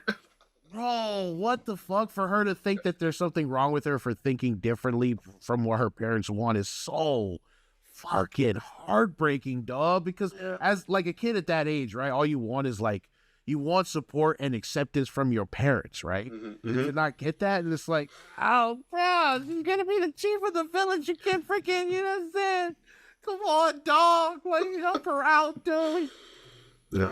That shit was hurtful, man. What is wrong with me? It's a crazy. Yeah. And she's like, and even the animation in that, she's just like, oh, like her kind of sick. Like, what the heck is happening? And any former teenager knows the angst of not being understood or like heard, right? And she's definitely not being listened to. Like Mulan, like Lilo, Moana wishes she could be the perfect accepted daughter, but she's pulled towards being something her guardians wish she hasn't. Mulan's reflection, that whole song, when will my reflection show who I am inside? Part of the first verse, if I wear a mask, I can fool the world, but I cannot fool my heart. Like, that's like the same thing Moana says. I'll be satisfied if I play along, right? That's not really me, but I'll do it for my family, community. That's the person we're dealing with. Someone who's like, I'm willing to put my dreams on the side to do what's right. But luckily that doesn't happen. She's about to set the stone on top of the pile before she turns away, asking what's wrong with her, and she sees the sea far off in the distance, way down below, and the sunlight sparkling off of its surface, and it literally lights her face up, right? Yeah. She throws that stone off to the side, and she's like, see the light as it shines off the sea? It's blinding. No one knows how deep it goes. Right. She's like so happy to see it and the possibility of it. She races down that mountain. Yeah. We do get a quick peek of the flower from Tangled, the one that gives Rapunzel and the mother like its power from that flower. Shit, I didn't even know. Okay. That flower, the exact flower, and it's also referenced by the directors or in the behind the scenes, is the same flower from Tangled. So it's got magical powers and it's on this island. Oh, there that just puts them in the same dimension. Right. There goes another thing with Disney too, right? Like we've heard that, like how each movie in the Disney canon is all interconnected and stuff, like the ships and freaking Little Mermaid, all of that stuff. That's crazy. All in universe. Yes. They're all in the same cinematic universe, dude. They're all the same. Yeah. All right. And so you see like the people from Tangled at the Frozen coronation, or like different Easter eggs of the Lion King in different movies or whatever. Yeah, she races down the mountain, launches into a small canoe. There's Pua, the pig, holding a freaking oar in his mouth, like, let's go. Yeah. She grabs that shit, pushes off, and she is on the water in a canoe. Her and the pig are setting sail, ends with a long, almost 6-second note. If the wind on my sail and the sea stays behind me, one day I'll know how far I'll go. and she yanks down like the sail rope, and she's knocked over in the canoe by how strong the sail catches the wind, and we get the feeling, oh yeah, she doesn't have any experience. Yeah. Right? I thought she would have picked up something with like how much she'd been trying to be on the water, but I think it might show just how much she was kept from it. Yeah. She never really built any sort of navigation or wayfinding skills. Yeah. Because she's just like, oh, well, I know this is to get on, but I don't know what anything does. I don't know how to work. Water, I get on boat gets me safely onto water, and go. Now I'm an ocean. And go. She takes a deep breath and says, there's more fish beyond the reef. And then she changes it to say, there's more beyond the reef. It's not just the fish that she says she's going and trying to find for the people. She just knows that there's more than just what this island is, right? The world is huge. There's no way that this is it. This is all just one little island. So she's out and about, ready to launch off and frickin' set out on the sea. Mm-hmm. So expectations of a successful start to the trip beyond the reef with Pua the pig are quickly shuttered after the second wave knocks Pua overboard. Help! Hey, I say help! I say help! The third wave capsizes the boat. While saving the pig, Moana gets hit by the hull of the boat and becomes trapped underwater in the coral reef. She manages to escape and crawls up the beach, lucky to be alive. Pua freaks out at the sight of an oar. That's right, yeah. So he didn't want anything to do with it anymore. Exactly. So they wash up ashore after freaking almost dying. Yeah. And then Pua is just like, dude, I can't even do this, bro. I can't even look at this. Yeah. Outro. So after that, this is when Tala comes, right? Tala comes in and she sees it all and she's just like, whatever just happened, blame it on the pig. Right? And then, before Tala comes in, Moana sitting on the beach. She had, because she had her foot caught in the coral, right? And then she escapes, she gets out, but then she has this little mark on her foot as she's trying to hide it when Tala comes. Tala freaking sees right through it, gets her cane, lifts her foot immediately. Yeah, just like, what the hell are you? Don't do that. So Moana tries to hide her injured foot, but Tala already knows. Moana says her dad was right about going out on the water, and now it's time for her to put her stone on the mountain, but waits for Tala to persuade her out of it. Like, she's just like, well, I'm gonna go. I don't. Okay, that's all right. That's what you want. You said that's what you wanted. Yeah. Why aren't you trying to talk me out of it? You said that's what you wanted. It is. When I die, I'm going to come back as one of these. And it's talking about the stingrays that she was dancing with. There's 5 of them. You know what I'm saying? Calmly circling her. I'm like, oh, this woman has power. You know what I'm saying? Or big cojones. Either both. Yeah. She's petting them. She's like, or I chose the wrong tattoo. She's got a big gray tattoo on her back with like designs in it and stuff. Why are you acting weird? I'm the village crazy lady. That's my job. That is who she is and what she does. If there's something you want to tell me, just tell me. Is there something you want to tell me? Is there something you want to hear? Oh, the smile too when she turns around. She's like, okay, you're ready for this. You really need this info. So, yeah, definitely Moana, like, she knew what she was supposed to do, but she also knew what she wanted to do. And she was waiting for the advice where Grandma could tell her exactly how to fulfill her passions, her destiny, what she wants to do. Yeah, she was waiting this entire time for Moana to come to her and be like, okay, like, okay. There you go. Okay. It's like she was waiting for that time. Like, she wasn't waiting for Moana to go out with Pua and fuck up on the ocean. She was just, you know what I'm saying? But the opportunity finally came up. It's just like, all right, finally. Now you're ready for the shit. I got some shit to show you, bud. Okay? Yeah. Tala has a slight cough as they're walking up a mountain, but she's guiding her to a certain place. And she's like, do you really think our ancestors stayed within the reef?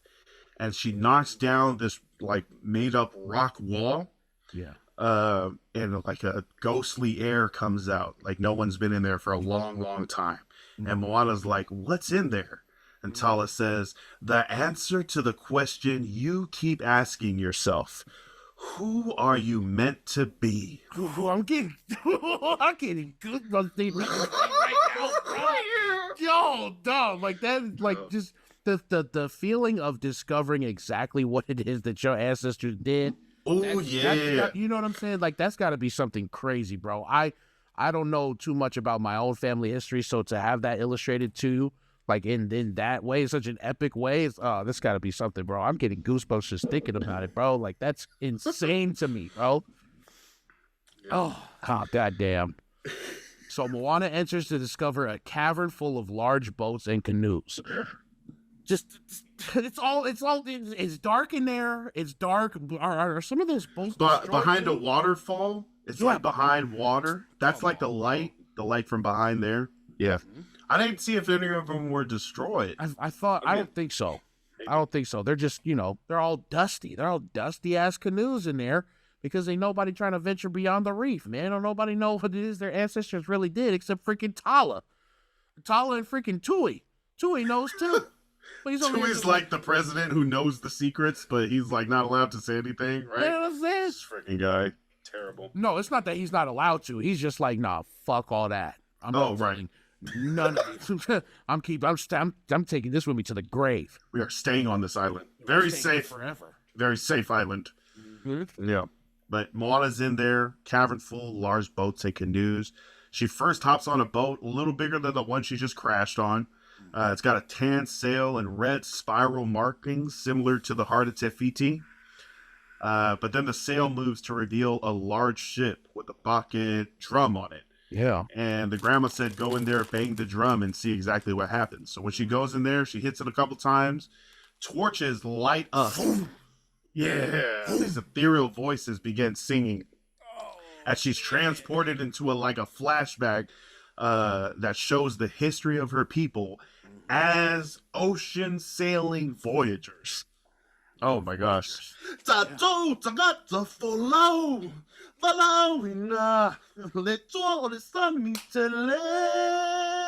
my.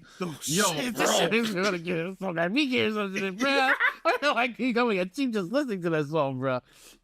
They're huge boats that so many people are traveling on, right? It's not just a few, it's not just one team. There's like a whole village that is transferring from one island to another on these many boats, and it's showing them sailing, navigating the stars, being able to tell the currents and the winds during the day, the temperature and the ways of the waves. Like they were so in tune to different earthly signs or different things that was going on around them that they knew exactly where they were headed. So when they would find new places, they would then settle that island before sending another crew out to voyage off to other places. Yeah. But it's like finding those new islands, settling them for the community to have more resources, more land, whatever. That was a big part of Polynesian people and how we settled the whole freaking left side of the world. Like, so in with the context that you put about the long pause, right? Is that what that is illustrating? The flashback, or is where Moana is at, where Moana is about to go on her journey? That's going to be the end of the long pause.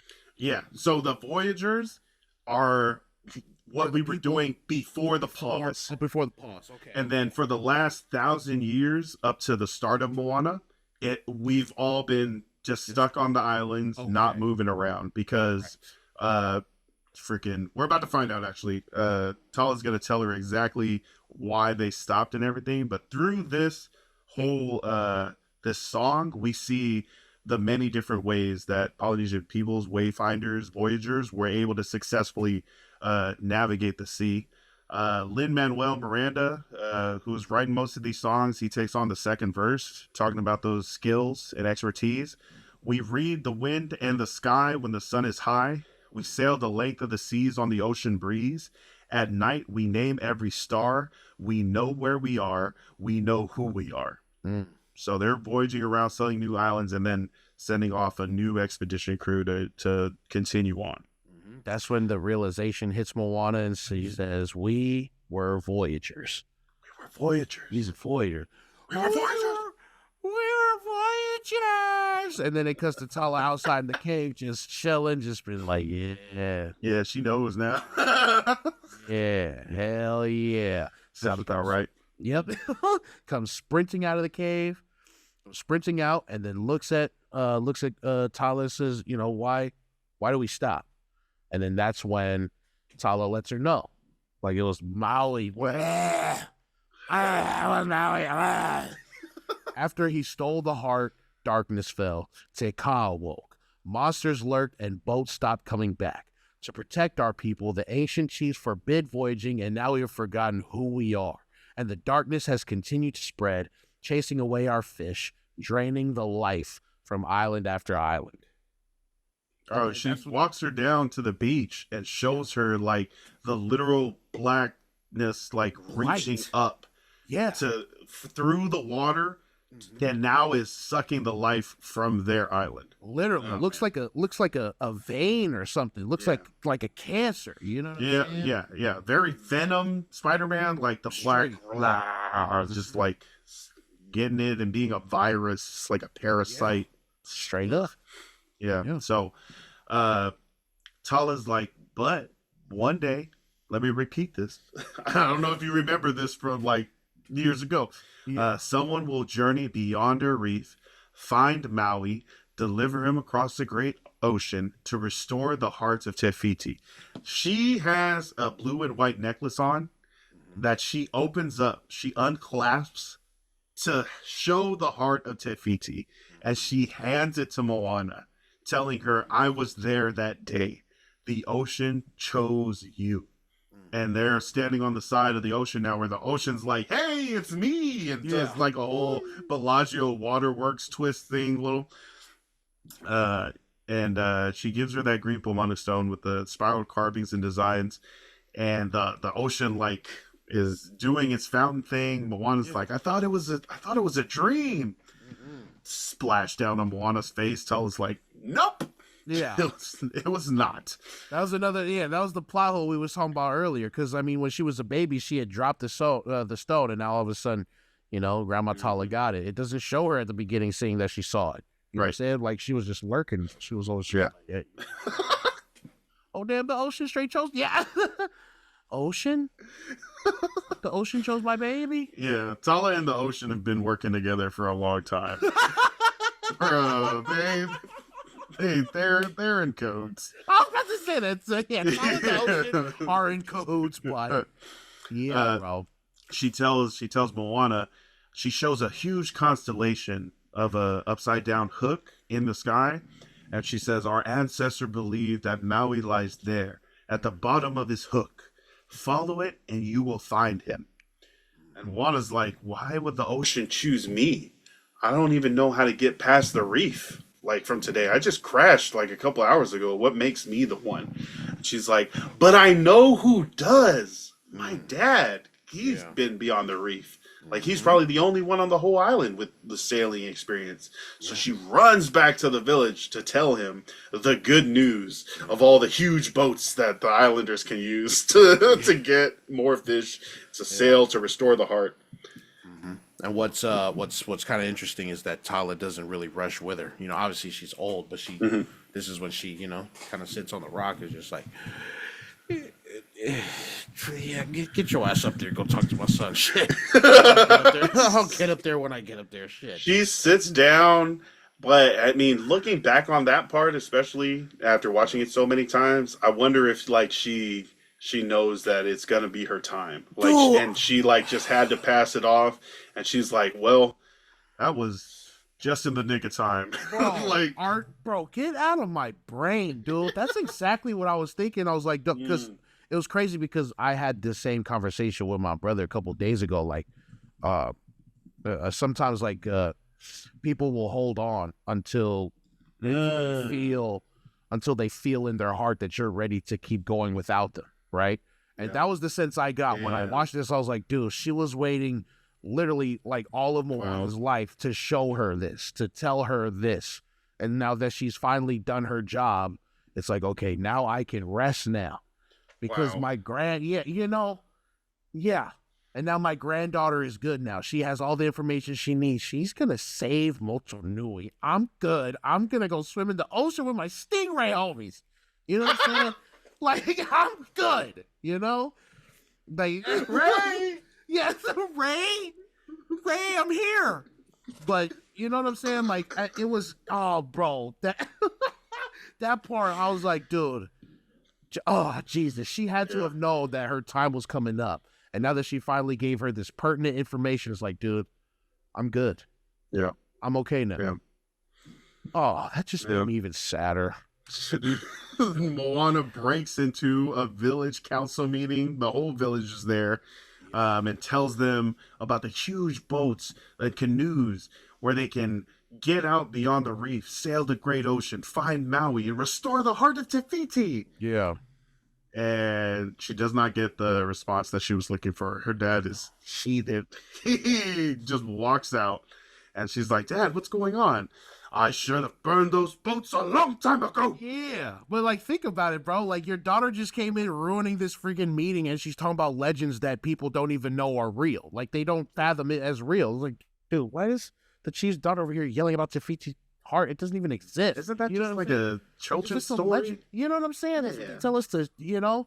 Yeah. So it was funny how they framed that. She comes in screaming and shit. We have to go fight. We have to get back the heart of Te Fiti. Restore the heart. We have to restore the heart. Like, that's just a freaking stone, Moana. Let's get the hell out of here. Yeah, bro. Dad, we have to restore the heart. He grabs the heart and this is just a stone. He chucks it, bro. The power to create life itself. He throws that mess down the hill. Moana has to run over and collect it. And as she goes down that path, she sees Grandma Tala's walking stick there left on the ground. And now we're like, oh, damn. Yeah. The village horn sounds. Chief, it's your mother. They have to rush back to the village, to the house. The mother is there under a blanket being tended to by like the village doctors. Yeah. And it looks bad. They've got her like in a blanket. She's not moving very much. But as the parents go and talk to like the doctors or the full, Tala grabs Moana and she pulls her close and tells her, go. You have to go. She's like, not now. I can't. Tala says, you must. The ocean chose you. Follow the fishhook, and when you find Maui, you grab him by the ear. You say, I am Moana of Motunui. You will board my boat, sail across the sea, and restore the heart of Te Fiti. And like you said, she gives her the necklace that's holding the heart. And Moana says, I can't leave you. Like, especially now, you're like, I couldn't leave you at any point before, but right now you're like very sick. I have to be with you. I can't leave you. And Tala says, there's nowhere you could go that I won't be with you. Go. Oh, no. No, bro, no. I'm already like, I'm kind of tearing up just thinking about it, dude. Oh, man. You fool. You think you can get rid of me just because I'm going to die? I'll be with you no matter what. I'm there with you every step of the way, you freaking dummy. Now get the hell out of here. Go and save our island. Go save our island, you freaking nerd. I'll be there. All right? Let me just shed my physical body. All right? I'm about to swim hella nautical miles, bud. Get out of here. Go. I've been wanting to do this for decades. I've been waiting for your ass to grow up and tell you this shit. I'm trying to swim already. Oh, yeah, I loved, oh, man. Grandma Tala, MVP. MVP for sure. Rachel House did such a great job. Yeah, she is great as Grandma Tala, bro.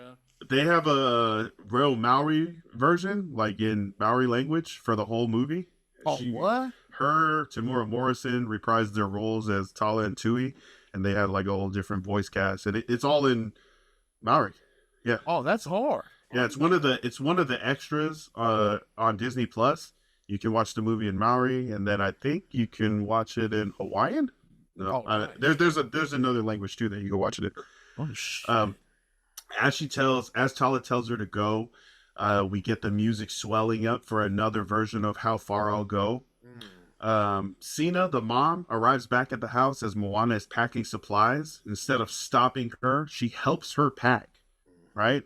Knowing this is who she is and what her daughter must do. And I wonder, did Tala tell Sina that, her daughter was chosen by the ocean? Maybe that might have helped. Because I'm like, if I see my kid running away, like, bro, what are you doing? Sit down. You know what I'm saying? Hell. And after all that shit she was talking earlier. Yeah, it's like the same day.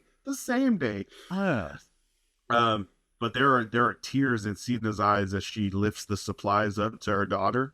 Moana's got the same tears back, and they embrace in the doorway before Moana runs down back to that cavern full of boats. She finds the big canoe, the kamakau, is what it was, the one she was on before, and she sets off through the waterfall. Very soon after, all the torches on the island all go out. They're extinguished, and a big push of wind sets out from what looked like the house that Tala was in and being helped in.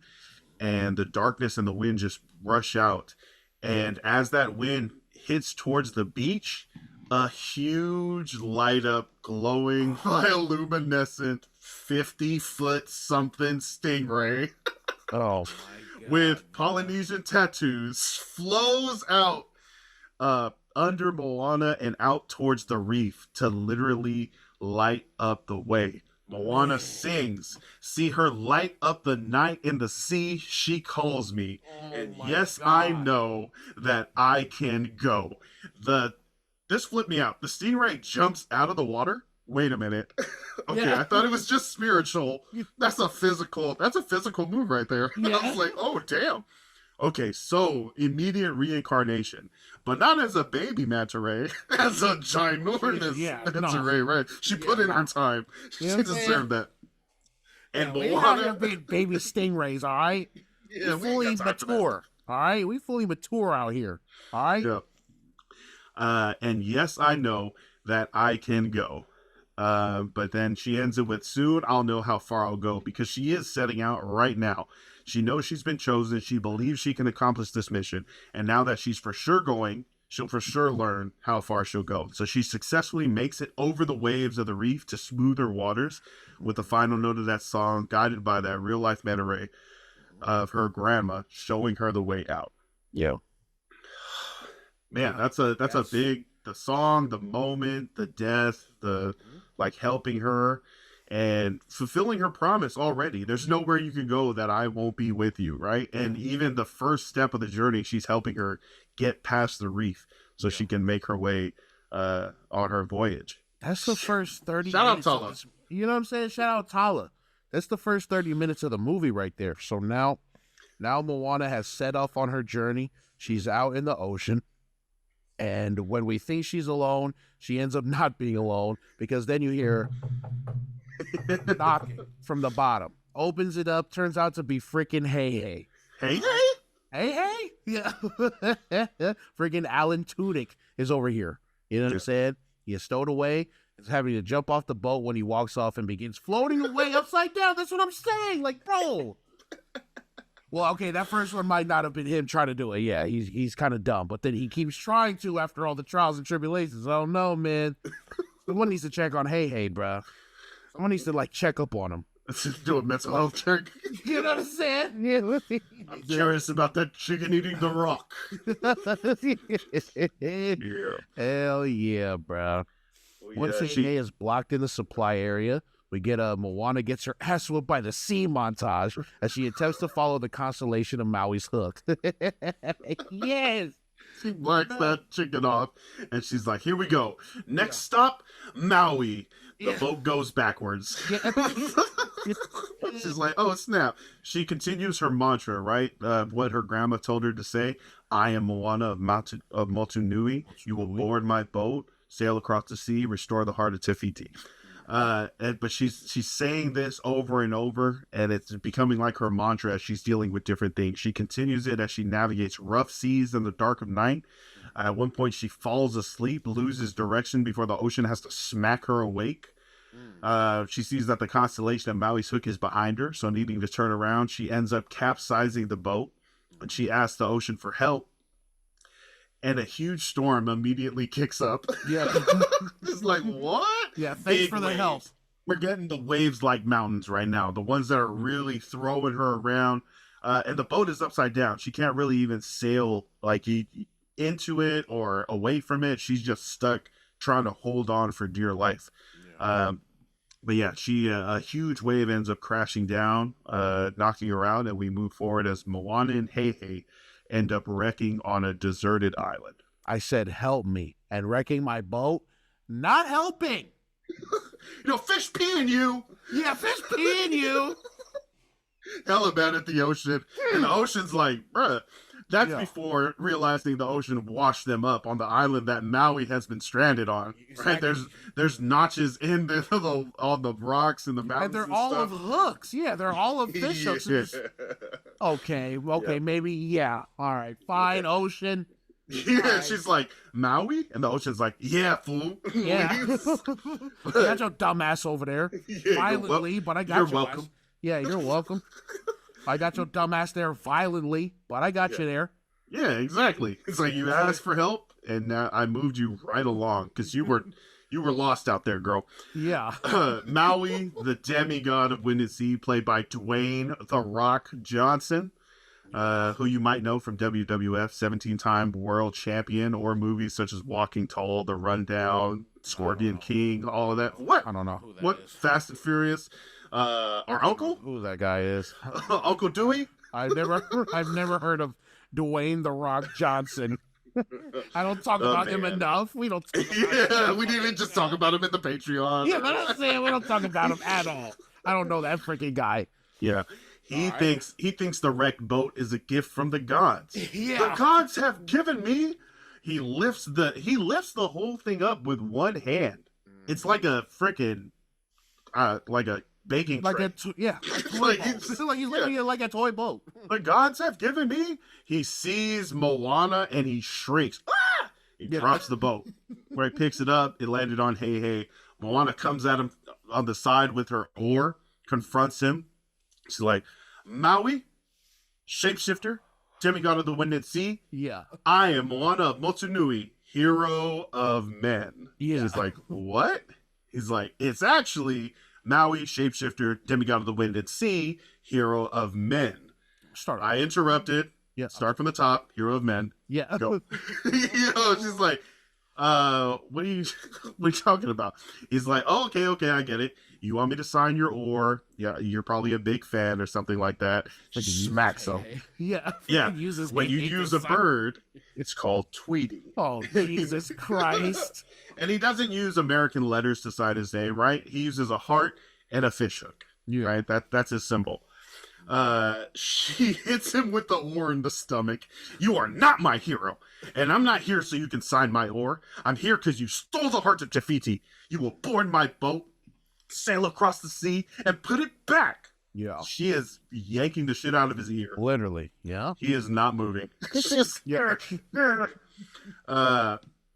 and he's pretty confused that she's not totally in awe of him. He's like, yeah, it almost sounded like you don't like me, which is impossible because I got stuck here for 1,000 years trying to get the heart as a gift for you mortals so you could have the power to create life itself. So what I believe you are trying to say is thank you. She's like, thank you. And he's quickly like, you're welcome. Welcome. We get the Rock hidden eyebrow. Iconic number 2 right here, right? Bro. The number 2 song for the entire movie. And You're Welcome, performed by Dwayne Johnson, starts. What? Yes. For everything.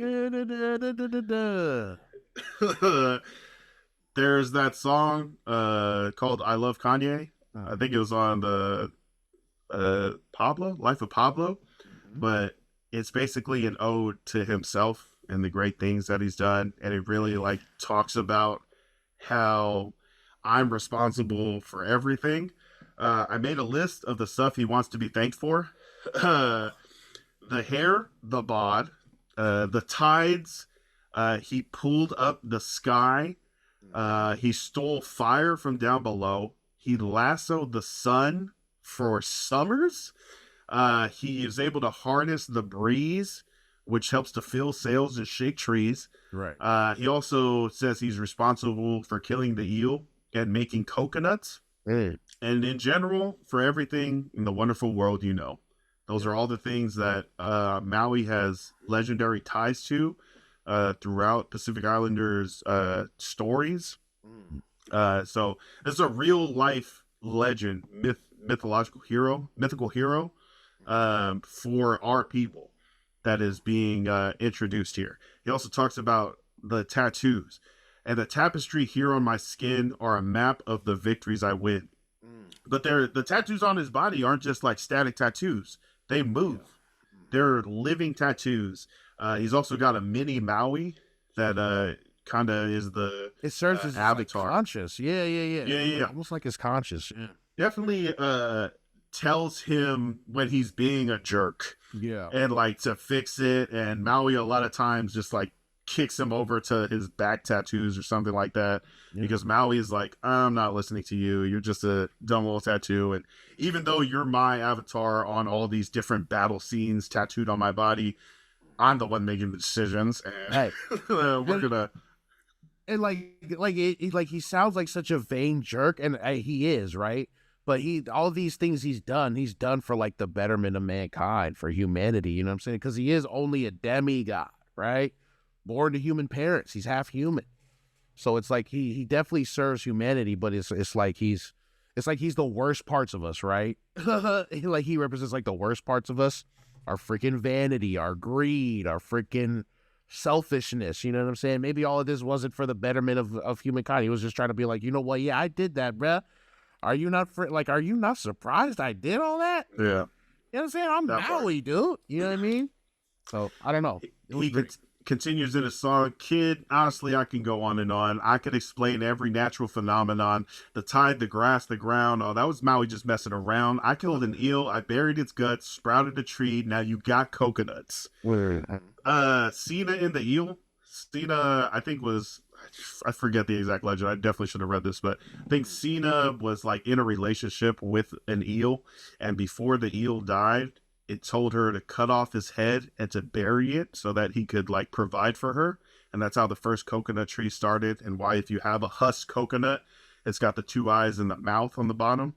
It's got like three little dots. That's supposedly the eel's face. That is also another like old legend that's how we got coconuts. But Maui's over here taking credit for it. It's like yeah, as we should, as human beings tend to do. We take credit for everything everybody else does.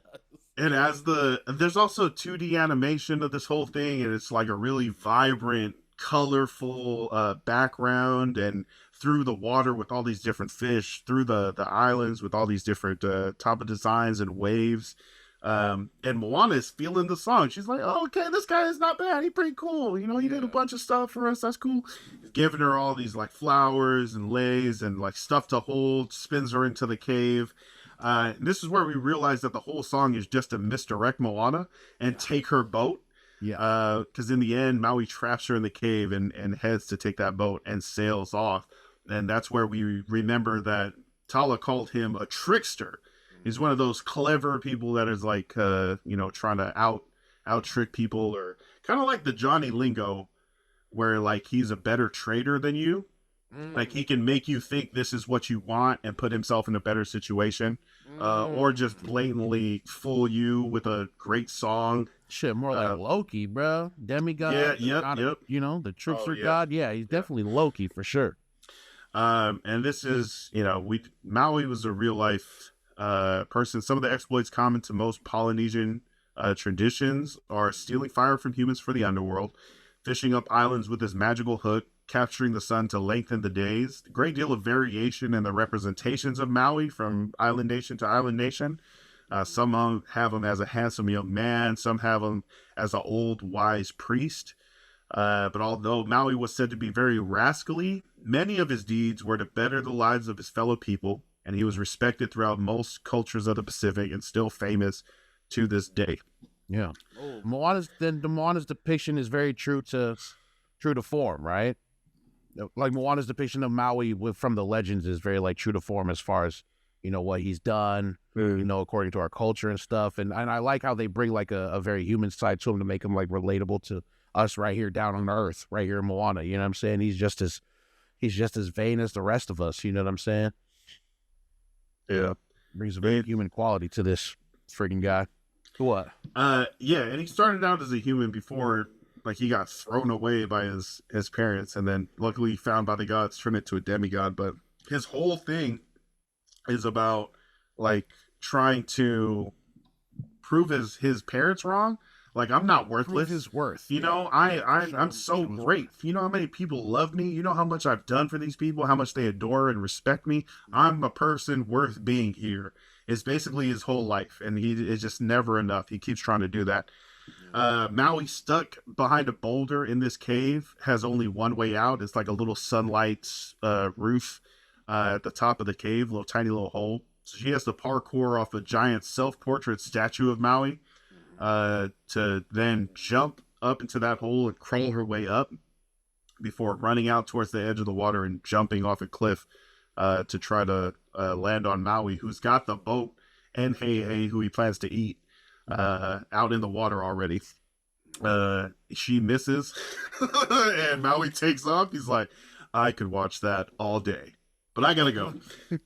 And he like pulls one rope, and the boat like just seamlessly rushes out to the water, and you can see that he has like control over the ship. But he's burning. He's putting so much distance between him and Moana, who missed the boat. But luckily, the ocean freaking picks her up and transports her freaking all the way out into the ship. Yeah. Zoom, bro. She was zooming, bro. Yeah.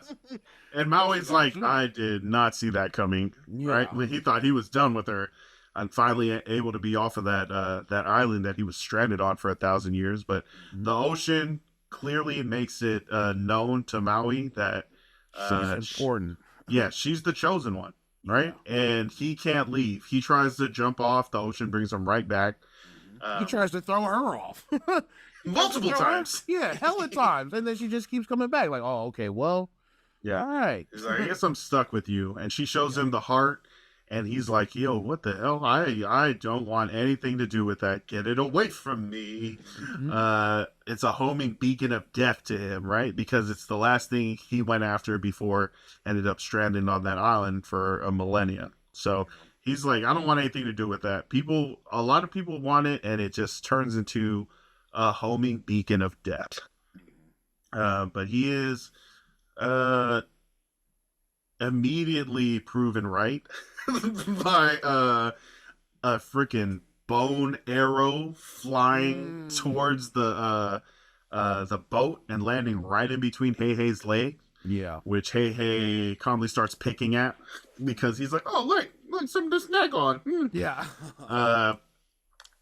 And Maui's like, Kakamora. Yeah. And they look back and they see these coconuts who are painting up their face and like being really mean, putting on these little helmets. They don't look too bad. Like, they don't look. Oh, they bad. actually look kind of cute. They look kind of cute. Yeah. Yeah, bro. Have you ever watched the Mad Max? No, not the Mel Gibson ones. I've seen the one with Tom Hardy. That's the new one. Yeah, the late Mad Max Fury Road. I think there was a scene where they have like someone playing a guitar or the drums as they're like trying to attack. Yeah, that scene is what the Kakamora and this scene are based off of. It's a literal ode. It's a literal ode to Mad Max Fury Road, and everything they do, from the drums to the horn to like attacking to wearing the white face paint. It's all kind of for that. That's hard. It's pretty dope. That's hard. So they're, I don't know if you've seen this before, you definitely know the scene. They're shooting arrows with ropes to slide down onto their canoe, onto Maui and Moana's canoe, to try to get the heart. And they finally do after Hey swallows it. Again, they take Hey, they're on the rope, they get back over, and Moana's like, yo, we have to go get the heart. Maui's like, screw that, we just need to leave. She takes the oar, hops on the Kakamora boat, climbs it, starts freaking smacking everybody, finally rescues Hey, makes it back to the boat. She's like, and then coconuts. yeah, she's like, coconuts. Like, this is what my dad told me was so great all the time. Like, also, if Maui didn't kill the eel and plant the guts, maybe we wouldn't be in this predicament right now. It's all Maui's fault.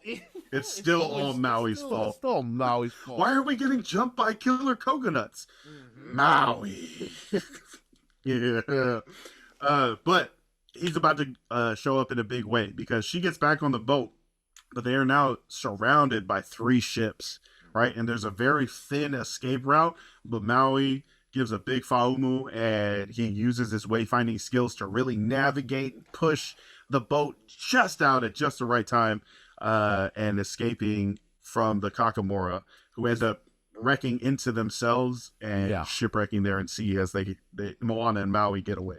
Is that the part where he uses his foot and like stomps on it and then does that crazy 360 spin in the... Yo, that's that out, or is that before? I think that's before when he's like trying to escape before Moana jumps on. But that was dope. That shows like not only his skills, but like his physical heftiness and like just how big a person he is, that he can like maneuver and freaking turn that boat in the water like it was like a tech deck skateboard, just like whoop, just flipping it around real quick, all easy. But that also points out to just how of a master wayfinder he is, that he could control the boat and use it to do what he needs to do. But there was also a funny part where he's like, we got to get out here, tighten the halyard, bind the stays. She's like, what? Yeah. You can't sail? Yeah, I'm self-taught. So we for sure know that Moana doesn't have skills, and the few skills that have gotten her here pale in comparison to Maui, the master wayfinder, someone who knows what he's doing out there. So as they escape, they're talking some more, and she's like, we have to do this, and Maui's like, nah, I'm good. I'm still not going with you. I'm not gonna do it. But she looks at his tattoos and she sees people cheering on his tattoos, right? So she's like, oh, a big part of this man's like whole mind is acceptance, admiration from humans. So she's like telling him, you're not a hero anymore, right? Like, that's not what you might have done that. You might have done all those cool things before, but all anybody knows you now for is that you stole the heart of Te Fiti and you got us into all this mess. You're no one's hero. He's like, straight getting at his ego, bro. Yeah. And it works, bro. Yeah, it works because he's like, what are you talking about? She was like, but put this back, sail across the sea, restore the heart of Te Fiti, you'll be Maui. Not hero to men, not hero to women, hero to all. And that just puts it over the top for Maui. He's like, ooh, Maui, demigod of the wind and sea, hero to all. I like how that sounds. Okay, all right, fine. We'll do it. But we got to go get my hook. And then we'll figure it out from there. She's like, hell yeah. And he like throws her off the boat again just to check. The ocean brings her back. He's like, where the shot? Yeah, you find out that his hook is left with a creature named Tamatoa. Tamatoa. And Tamatoa is this huge this monster who resides in the dimension of monsters, right? Lalo Tai. Yeah. Right? Lalo Tai. Right? The realm of monsters? Realm of monsters. If anyone has my hook, it's that beady-eyed bottom feeder. Yeah. So they started going, Maui's like, I'll drive. In like 20 seconds, he does like 8 different things that are like, oh, that's some professional wayfinding stuff right there. He like free hands a knot just by swinging it. He's able to like turn the sail. We're angling around. Like he's such a great salesman that Moana has to be under his tutelage. She's like, teach me to sail. He's like, nah, I'm not doing that. Yeah. I am Moana Motunui.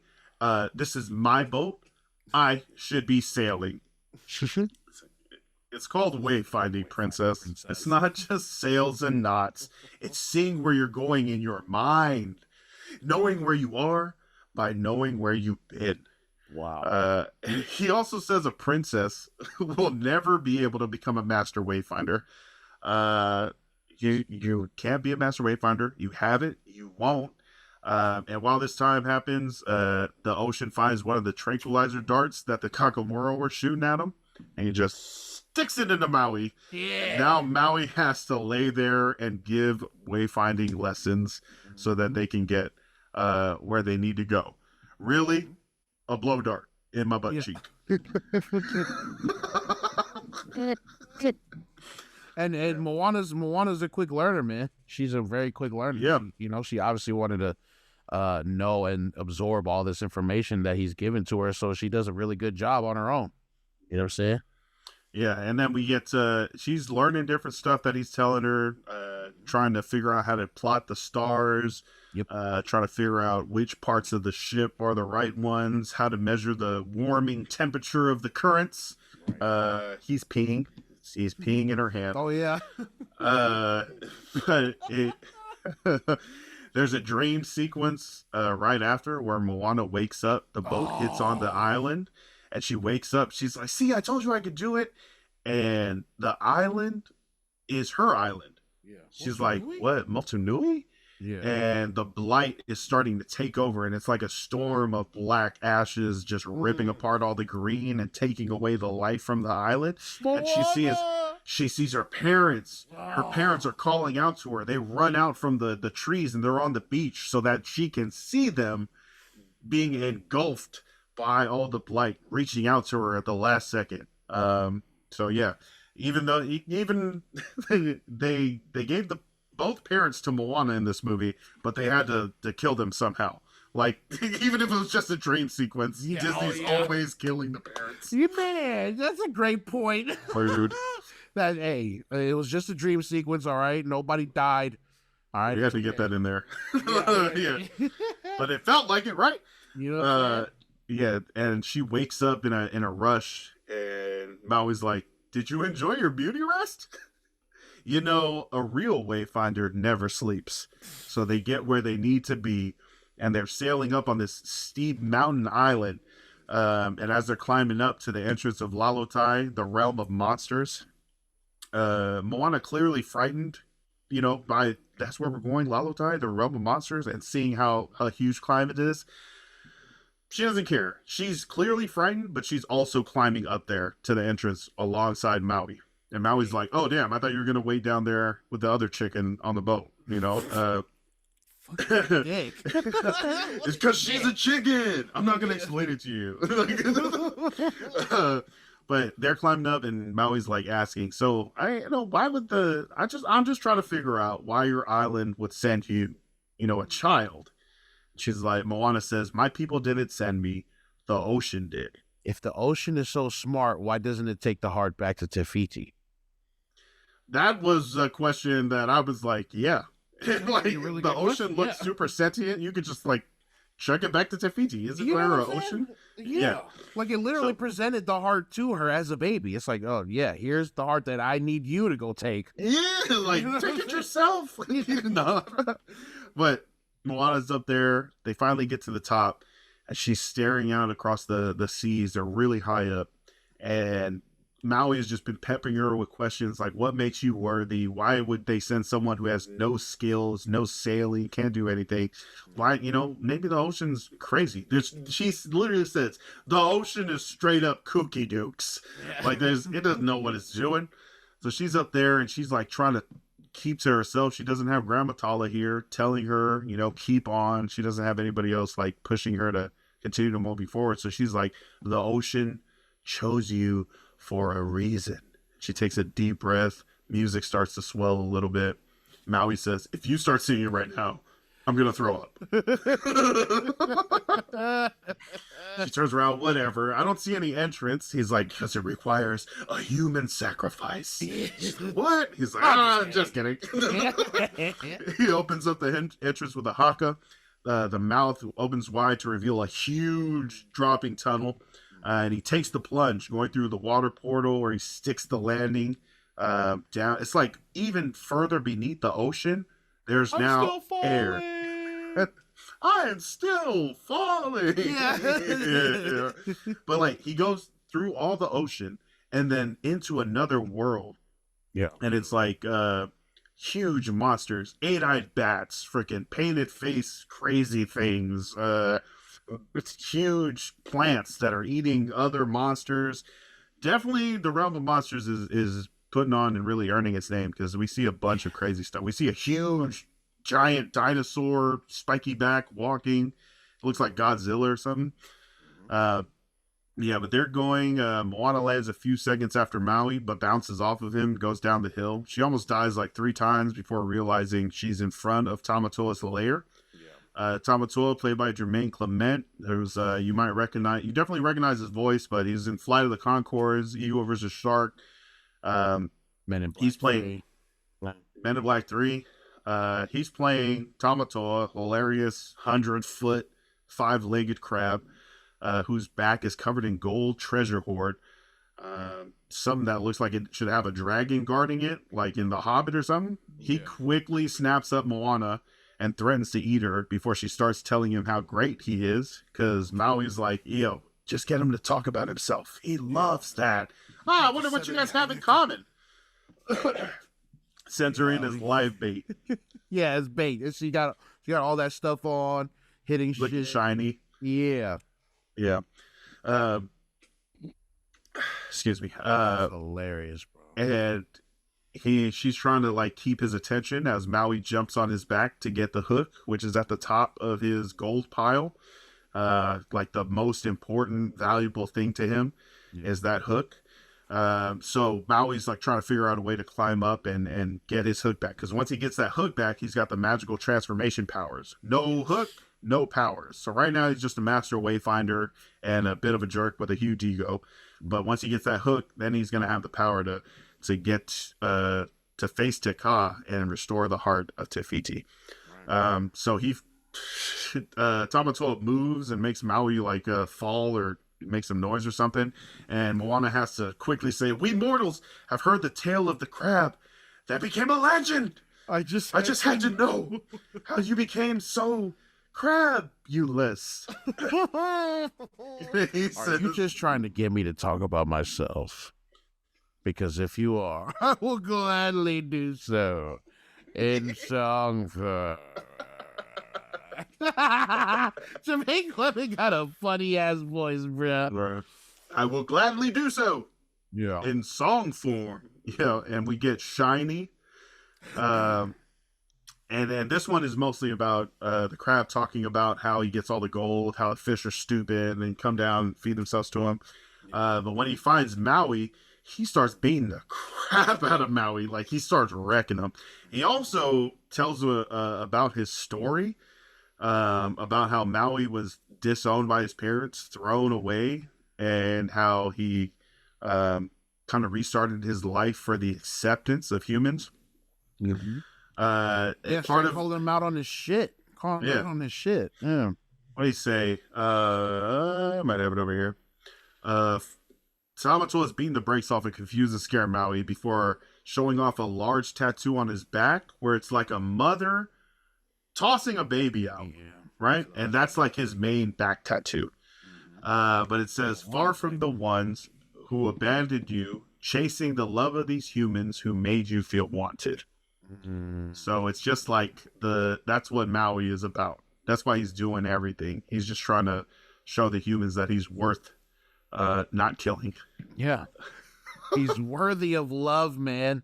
Yeah. Worthy of love that his parents just couldn't give him, or his mom couldn't give him. I don't know. But then that's when he was talking about Maui's backstory. You see Moana looking up like in the reef and shit. Like, oh my god, this is freaking life, dude. Yep.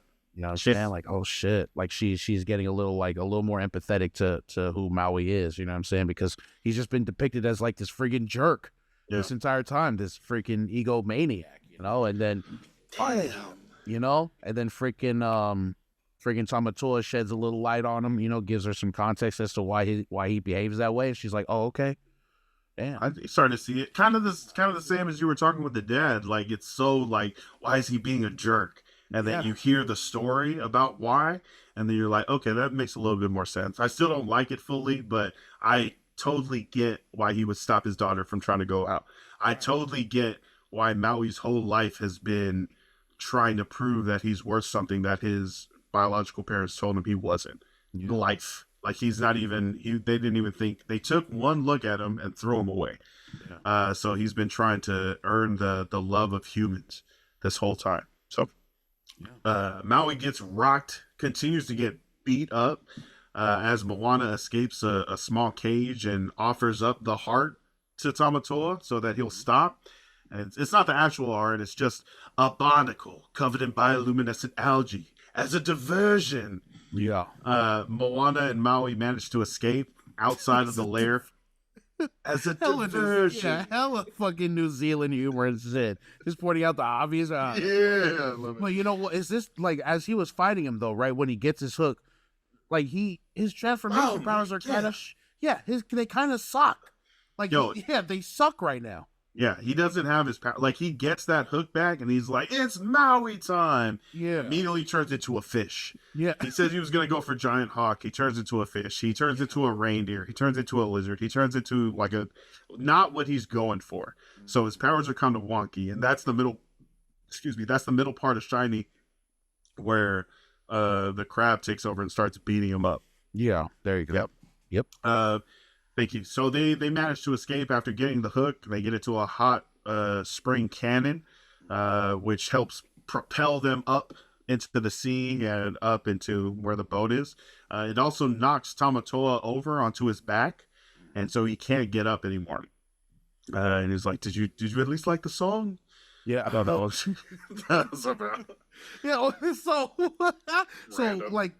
I'm saying like in Disney movies, right? Like they're singing songs and us as the audience are watching it.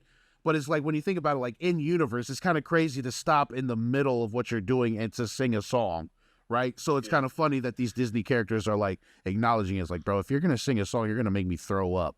Or forget talking about like, did you guys enjoy the song? It's like, motherfucker, you over here singing during this battle? Like, bro, it's just fucking fight. But I think this movie, you know, it's funny that they acknowledge it within the movie. So that's hilarious. We're back out on the beach outside of Tamatoa's lair, outside the entrance of Lalatai, where they parked the boat. And Maui has a shark head, but a regular body. And he's like, "Yo, it's really cool what you did there. I wouldn't have expected you to help out like that." And he sees Moana's face. He's like, "I'm sorry. I'm trying to be serious right now, and you're looking at me like I've got a shark head." Oh,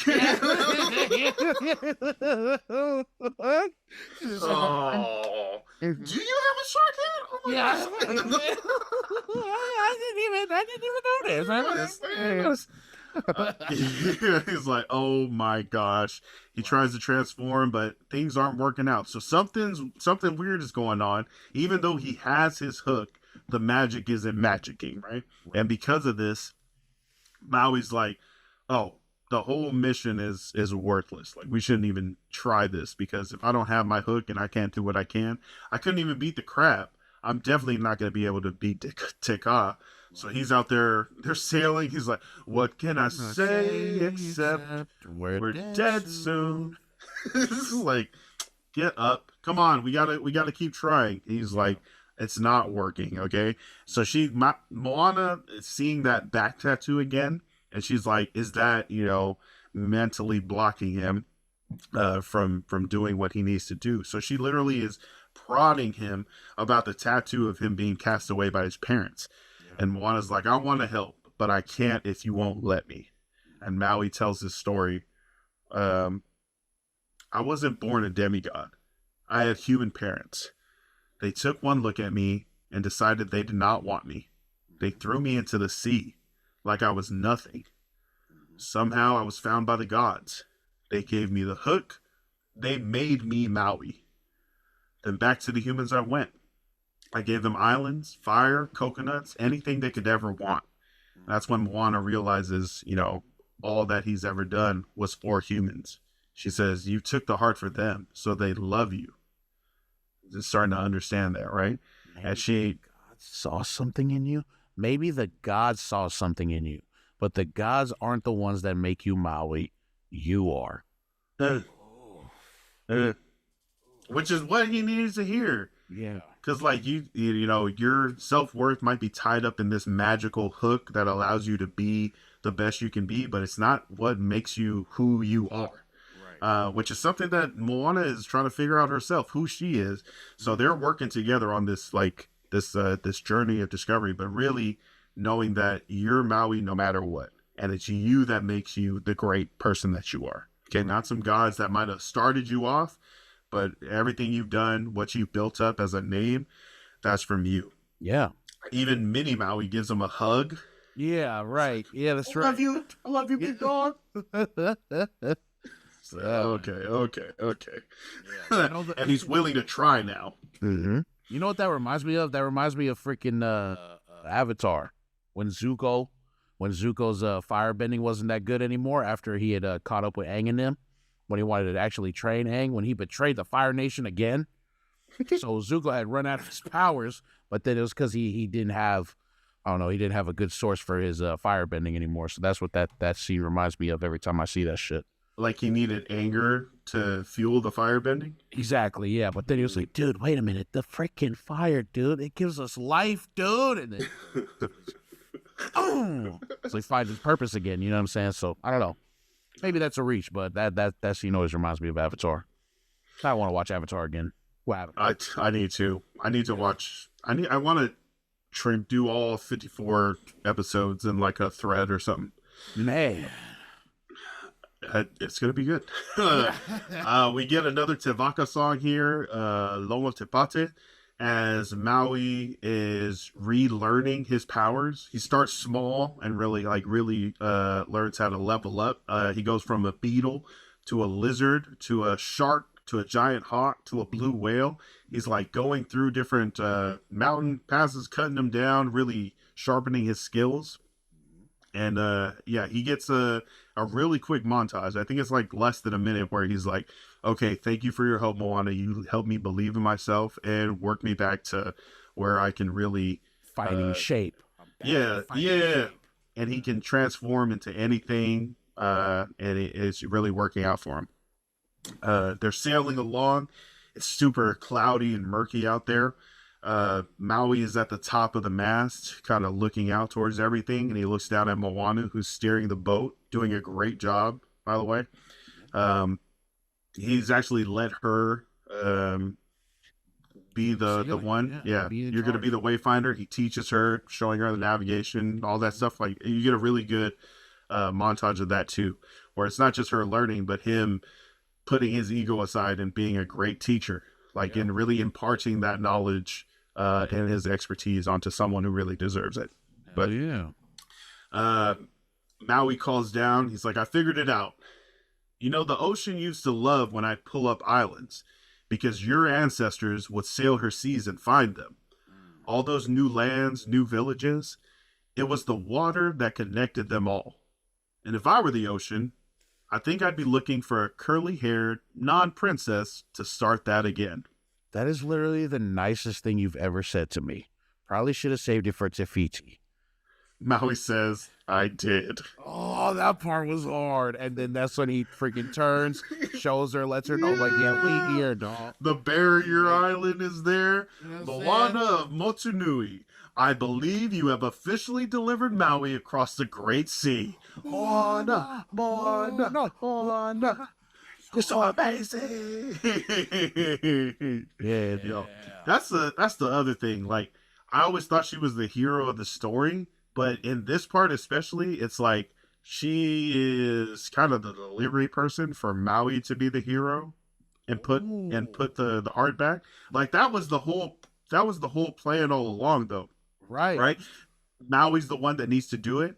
You have to find him, take him there. You have to do get him to the Greek for Maui. And he's got to go and perform and do the thing. But you're not the hero. You got to get this guy. Shit, that's a really good point. I didn't even think about when he says that, Maui, you have officially delivered, or Moana, you have officially delivered Maui across the Great Sea. I was like, oh, he was supposed to be the hero. But we know that's not how the story ends. Right. Also, Moana was just like the middleman. Oh shit! That's a good point. I didn't even think about that. I automatically just assumed like, okay, well, Moana, like, she's the hero. She's the one taking him to there. You know what I'm saying? But I guess, damn. Oh man, it's fucking me up right now. Actually, and even if he did get through Te Kā, which I mean, we're gonna go through this first battle. He wouldn't have been able to restore the heart because the island's not there, and he's not even thinking that Te Kā is the one that said, so he's not the right one to even finish the story. Yeah. Okay. Yeah. Okay. But he's like, now it's time. Maui takes the heart. Giant hawk flies off and immediately is dodging huge fireballs from Te Kā. Maui is quickly struck. Moana sees that Te Kā's arm is made out of lava, and when it falls into the sea, it freezes up like rock, and it hurts Te Kā. Yep. So when Maui gets knocked down a second time into the water, he's back on his escape bullshit. Like, he's like, I gotta get out of here. Oh no. Yeah. Turns into a shark and starts swimming away, gets a fireball through the water that turns him back into Maui. He's got turned into an even smaller fish, grabs the heart, swimming away as fast as he can, hops up on the boat. And Moana's like, yo, I'm gonna try to hit this side street alley to get you through and past Te Kā. And he's like, no, turn around. Let's just like, I don't want to spin the block. I want to go. Yeah. What are you doing? We should leave. It's like, I'm gonna find you a way in. Spin the block. Yeah. He's like, we should just get out of here. He's like, no, we gotta get through there. But as she's trying to get there, Te Kā is easily up on them, right? And Maui has to use his hook to block a big strike from Te Kā, and this throws their boat what seems like miles and miles away without capsizing the boat at all. It's just like a smooth, powerful ride. Yeah. And they are so far away from where they just were. More importantly, that strike has clearly damaged Maui's hook. It like barely works, and it's making an electric crackling sound. Like, it'd be a good cool little fan thing for like the Chargers to have at games where it's like there's like lightning that's seeping out of it. You can see it's broken off and like burnt. And he is pissed. That scene where he's like, where he has his back to her. And like, you don't see it yet, but she's like kind of like nervous about it. Like, she can tell something's wrong. You know what I'm saying? And she's, Maui? Yeah, Maui. And then he turns around. You're like, oh.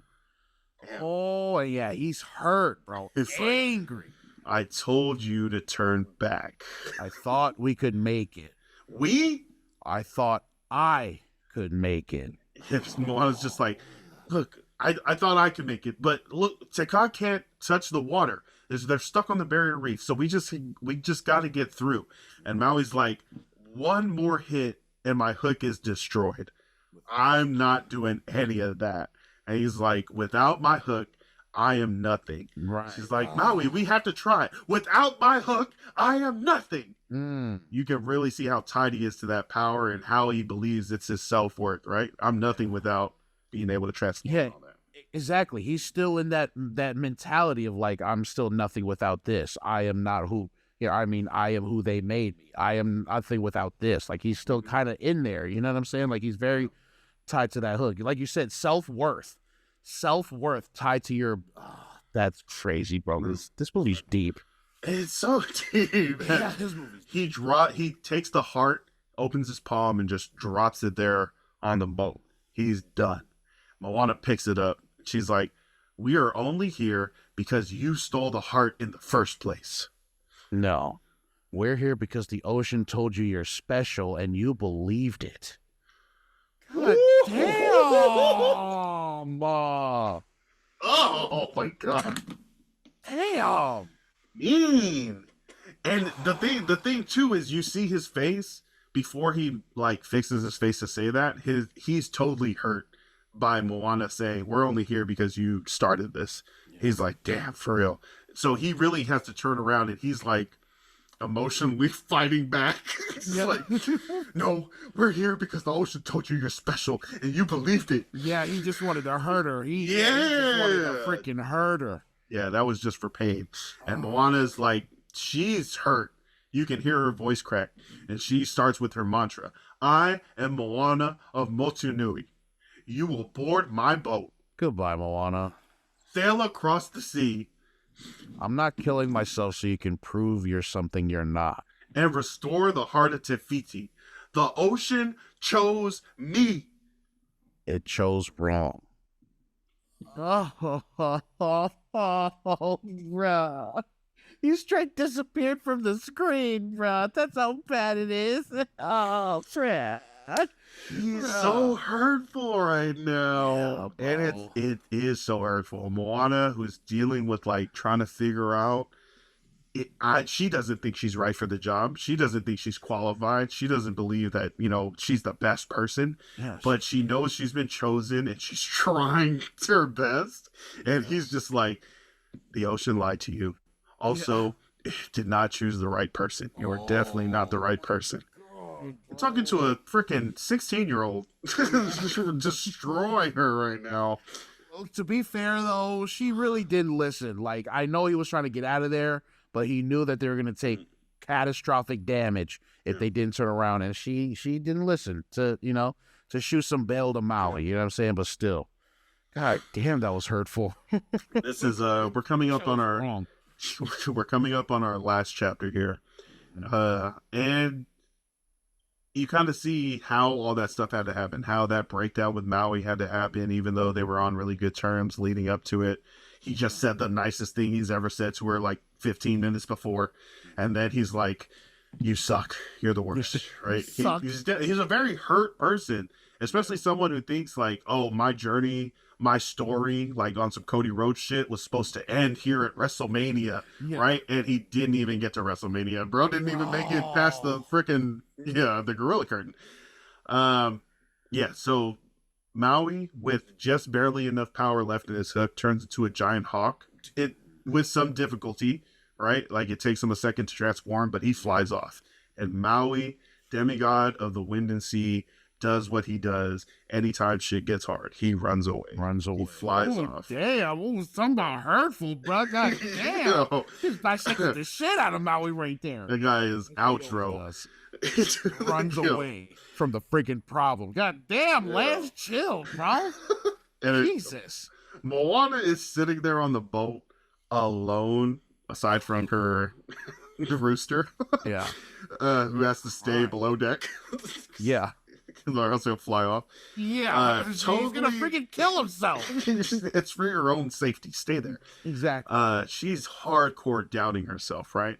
So much so that she tells the ocean, she picks up the heart and gives it back to the ocean. Yeah. She is crying. Physically gives it back. Yeah, she's like, you have to choose someone else. Why did you bring me here? I'm not the right person. You have to choose someone else. Choose someone else. Please. Hands the heart back to the ocean. The ocean reluctantly takes it, right? And the just goes back into the ocean. And she's crying there. Moana gives the heart back to the ocean. She's breaking down, crying. It's silence other than her crying. And her tear-streaked face becomes illuminated by a giant glowing stingray. Kramatala is back. Right when we needed her the most. And right when we needed her the most is exactly it, bro. When we needed her the most. It's like a spiritual, what would you say this form? It's not like a person, right? It's like a spirit, glowing spirit version. Yeah. Like a hologram, but spiritual. Yeah. And she says, you're a long way past the reef. I tried, Grandma. I couldn't do it. Oh, yeah, you're a long way past the reef. Yeah, girl. Yeah, I am. Yeah. Yeah. We used to be stuck on that island, but look at us now. Who would have thought? Yeah, who'd have thought? Who'd have Who'd have thought? thought? Not me, Grandma. I still don't know why I'm here. I don't know why the ocean chose me. I tried, Grandma. I couldn't do it. Tala responds, "It's not your fault. I never should have put so much on your shoulders. If you are ready to go home, I will be with you." And she's about to put that oar and start paddling back. Grandma asks, "Why do you hesitate?"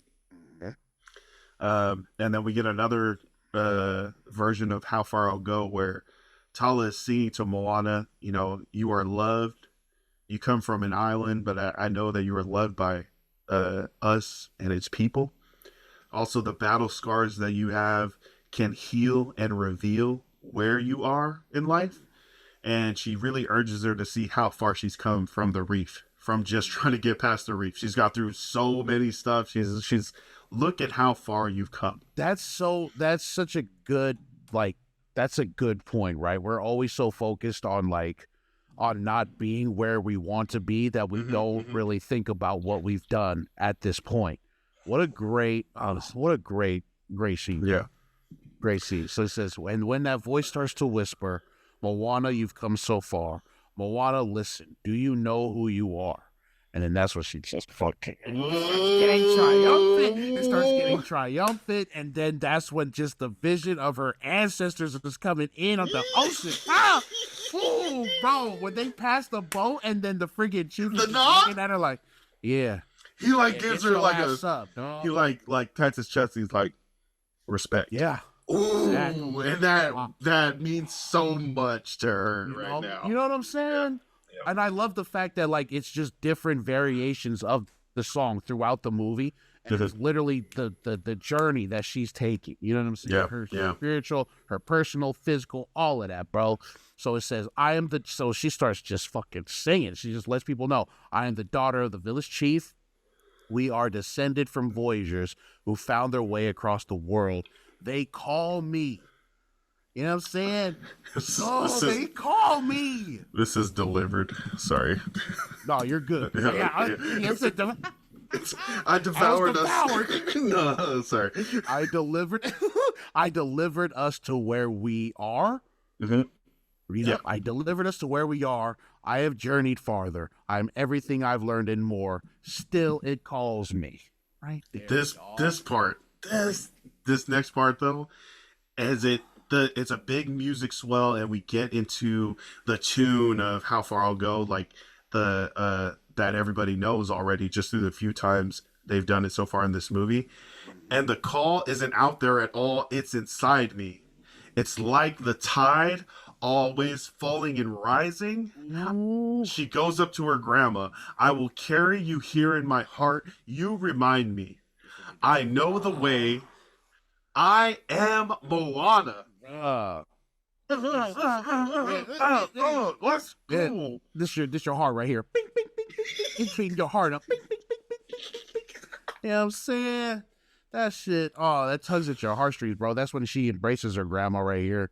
Yeah. And then Yeah. people know that she's Moana. God bless him. I am Moana, and also I can free dive with the best of them, because she plunges into the water and literally swims to the bottom of the ocean. It doesn't look that far, but she swims to the bottom of the ocean where the heart of Te Fiti, the Pounamu stone, has fallen, and she grabs it and just goes back up. Yeah. Bro, if it okay. Animated movie. Maybe it hits some kind of sand. Yeah, suspend the disbelief. That's like the mantra of the show. Suspend your disbelief. Welcome back to the starter kit. Suspend your disbelief. Yeah, nice. That's, man. Oh, dude. Yeah, it's not far at all. That's crazy, bro. So it's like, is this the bottom of the ocean? Where are we? Are we close to an island? I don't see an island around here. Why is this so shallow? Anyways, she gets the heart. Submarine to get down that far. Don't knock it off, Disney. What the hell? She's a super action hero. She's very empathetic. She can also hold her breath and swim hundreds of thousands of feet, whatever it is. Moana comes back up. Her grandma's gone. There's no other ancestors around her. It's just her, and she realizes she's got to get to work. And fixing her boat, She's like fixing the sail. She's tightening over on the side, using all the wayfinding skills she's learned. She starts a new mantra, right? And it's not "I am one of Motunui. I'm gonna find Maui and he's gonna board my boat." It says "I am one of Motunui. Aboard my boat, I will sail across the sea and restore the heart of Te Fiti." So she's not waiting for nobody else. You know, she can't count on side character or whatever, but she also knows in her heart that people respect, care, love for her, and she's doing it for them, for her ancestors, for her grandma, for her parents, for the village. She's really, it's on her back, and she's the only one that can do it. So she's sailing to Teka, and she's talking, you know, Teka can't follow us into the water. If we make it past the barrier, we make it to Te Fiti. None of which you understand because you are a chicken. She's talking to Hey Hey. She puts him inside the basket, really puts him down. But she is smoke and mirroring as best as she can when Teka is trying to knock her boat over. But she's doing some badass sailing. She takes it around the left side of the island and is about to hit this alleyway. She does that exact move that freaking Maui did. Hey, yeah, bro. the like U-turn, yeah, really. She there's a bunch of smoke and mist around this part that Teka is guarding over and looking for her, but she hits the sideways. She's outro, and not only is she getting away, but she hits the sail and she even gets some boosties. She's like got some nos going, right? And she's going for like a couple blocks down. She's gonna take a different alleyway, and she's got like space on Teka. So much so that Teka has to like lob a fireball and try to hit her. I don't know, but she ends up knocking over parts of the mountain into that alleyway that she's trying to get through. But she barely gets through. She loses the heart. She drops the heart. That's right. And it goes careening down the front of the boat, almost about to go over the top before it's gobbled up by Hey Hey. Mm-hmm. What the heck? I was like, I did not see that coming, or that this chicken would be, you know, not dumb for a couple seconds enough that it would make that freaking journey saving catch. All right, because if she has to hop in the water and get it, it's over. All right, she has to keep moving. So that definitely was a life saving, journey saving, freaking whole story saving catch there by freaking Hey Hey. Hey. Like, hey, good job. And I was like, yeah, that sounds weird when you say it, because it's usually, hey, don't die. For real. Yeah, so she's flying. There's still more ocean. When she gets past the barrier reef, she's still got to go through some sea to get to the Te Fiti part of the island. And Teka is about to strike down on her. Luckily, Mini Maui was able to convince Big Maui, you know, that they should turn around and come back. And he is going to fight to give Moana more time to restore the heart. He's like, I got your back, chosen one. Even though the boat's flipped over, helps her flip the boat, right the boat, so she can get over. And he's like, get the heart to the spiral. He goes and he's using his shape-shifting techniques to cut off Teka's arms to try to limit her from moving around. Turns into a whale, splashes her, so she gets all hardened up and Straight rock. Awesome fight scene, bro. It was such a good. Yeah, I was gonna say that. This really is a great fight scene. You know what I'm saying? Yeah. Like, yeah, it set up their battle perfectly, bro. And you know what? I don't like. This is the thing, right? With when Maui came back, because I'm not remembering really. Like, I don't think they set aside like a scene for Maui to want to come back. Like, I feel like he. No, yeah, he just came back. Yeah, like, yeah, the tattoo on his chest just like convinced him to come back. But I don't know. I felt like there was something there to, like, you know, to have him. There could have been a scene where if we see him make that change. Yeah, like that decision. Realize that. Yeah, that would have been cool. But I guess, you know, again, nitpicking. It was just great to see him come back. You know what I'm saying? Hell yeah, save the girl, dude. Freaking save her. Maui, you came back. Yeah, but your hook. One more hit and Teka has to catch me first. I got your back, chosen one. Go save the world. Maui, thank you. You're welcome. I see what you did there, Dwayne. Knock it off, Dwayne. Nice. The ocean even rises up to block one of Teka's fireballs, and Maui uses the last hit of his hook to stop a really big winding up attack that Teka was launching towards Moana. Yeah. He like island jumps. He like island hops like 3 different rocks and then really raises up, hands behind the back, tomahawk chops. And that's able to knock Teka down, but it doesn't like kill them at all, right? They're just like re-upping for another attack, and Maui is knocked down. Yeah. So Moana climbs up the shore and a mountain. She has to free climb a mountain to the top to see that there is an empty place where that island was. Yeah. Right, Te Fiti, it's gone. Yeah.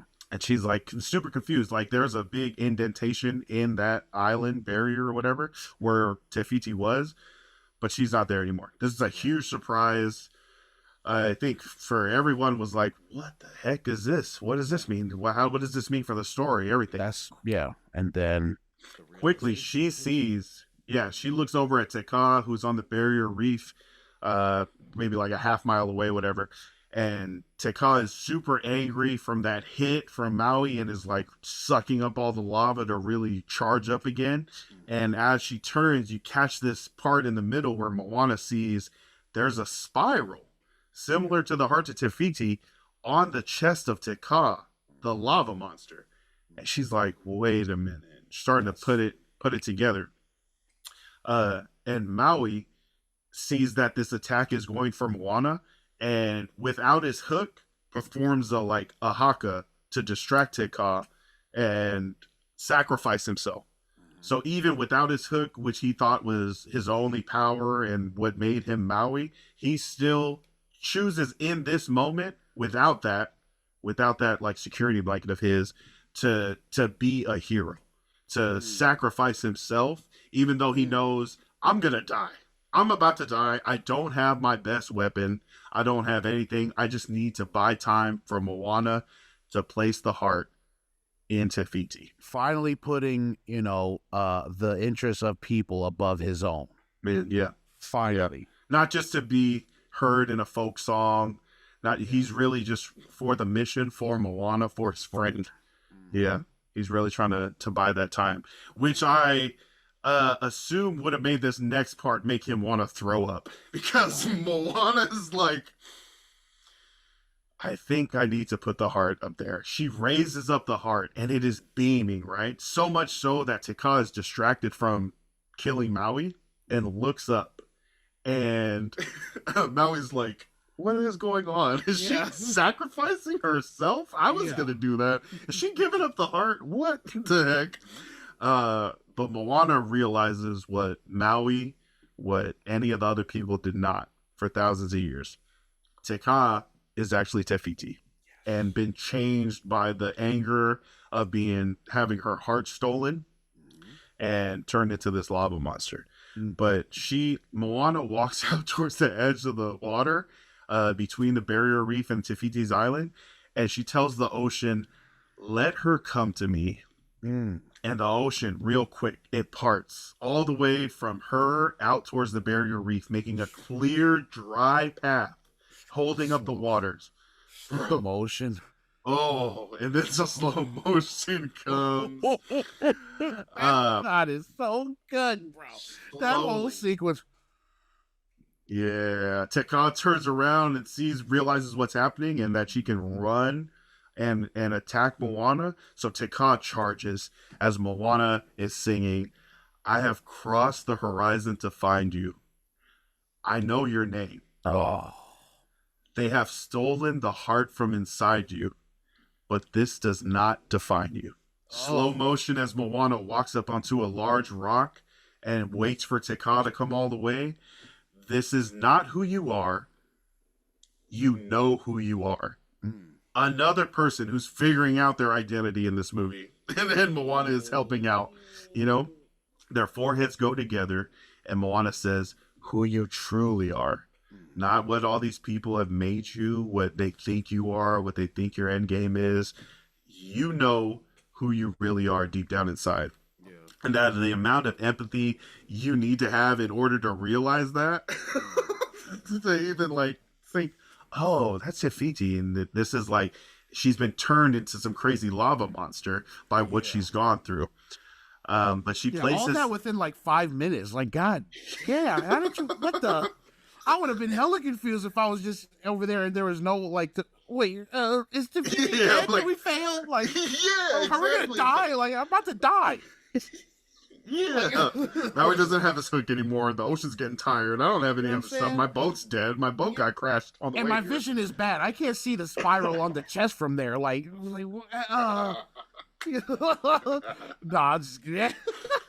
But yeah, that's man. All right, keep Yeah. going, bro. Oh God, bro, I just want to hear you talking about this. She on. places the heart into that spiral of Teka's chest, and that lava rock, that hardened rock, immediately begins to crumble away as plants and grass start to grow out of her, and that rock crumbles away to show the lush green Te Fiti mother island come out. Yeah, And we see the headband of flowers. We see all the green down there, and we're, as the audience, realizing, oh snap, Moana was right. This is crazy. I can't believe she actually did that. yeah. That's a great. That's a great way to hide it through the whole movie too.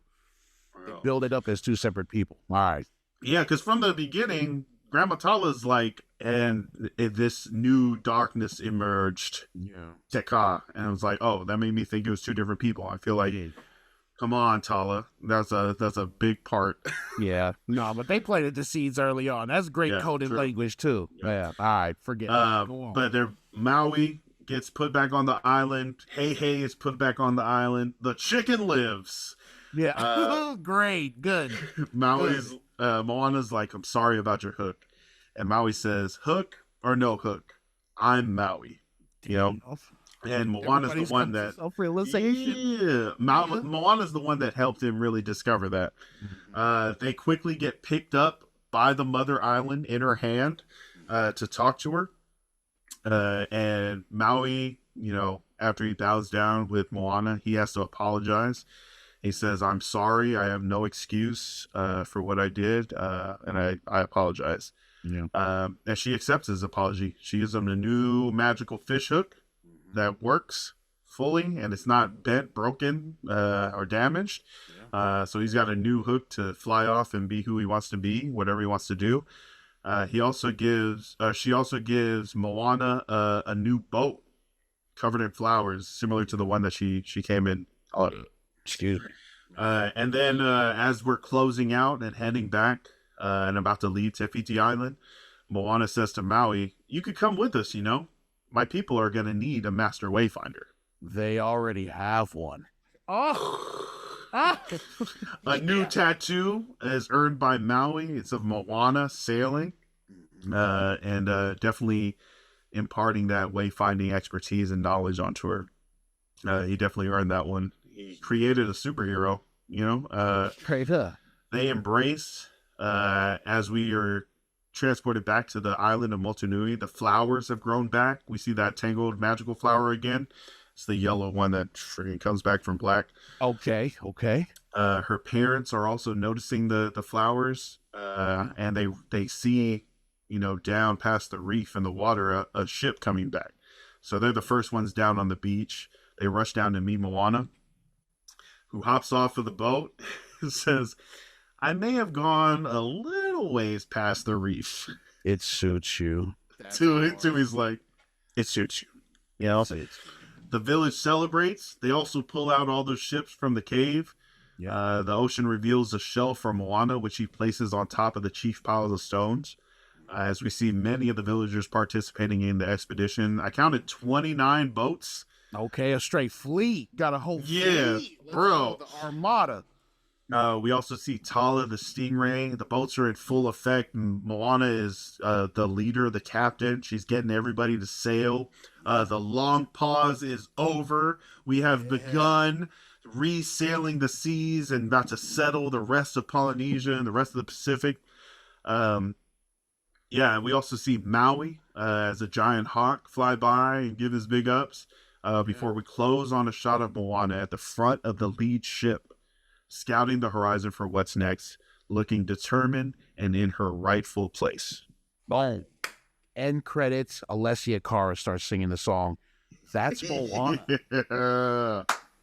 I just want to, man, Lance, you killed this shit, bro. This is exactly it. Yeah. Oh, yeah. That was Moana right there in a nutshell. That was a solid 2 hours. 2.5 hours. Bro, this movie is incredible. I need to just keep watching this shit. The rewatchability already is going to be a 5,000 because it's friggin' awesome. But yeah, that is Moana right there. What themes did you come up with when we was when you've been watching the movie for the show? It definitely has to be that identity. We hear it so many times in How Far I'll Go. Who you are, who we are, we know who we are, we know where we are. Definitely knowing, Moana knowing her passion and following it, even though she was told so many times not to by very important people in her life. But yeah, just having that that sense of purpose and knowing what you can do, that makes you happy. Yeah, I go identity or self-identity, or finding that self-identity. Yeah. What about you? I mean, that seems like the biggest one, right? Because it's like everybody comes to some kind of realization about themselves that makes them become better in the long run, right? Like Maui realizing that he is who he is with or without his magic or his strength or his demigod status. Moana is more than just the chief village or the village chief. You know what I'm saying? She's much more than that. She's literally the chosen one. I don't know. So one of the things that I came up with was like being confined to our roles that are like given to us by society.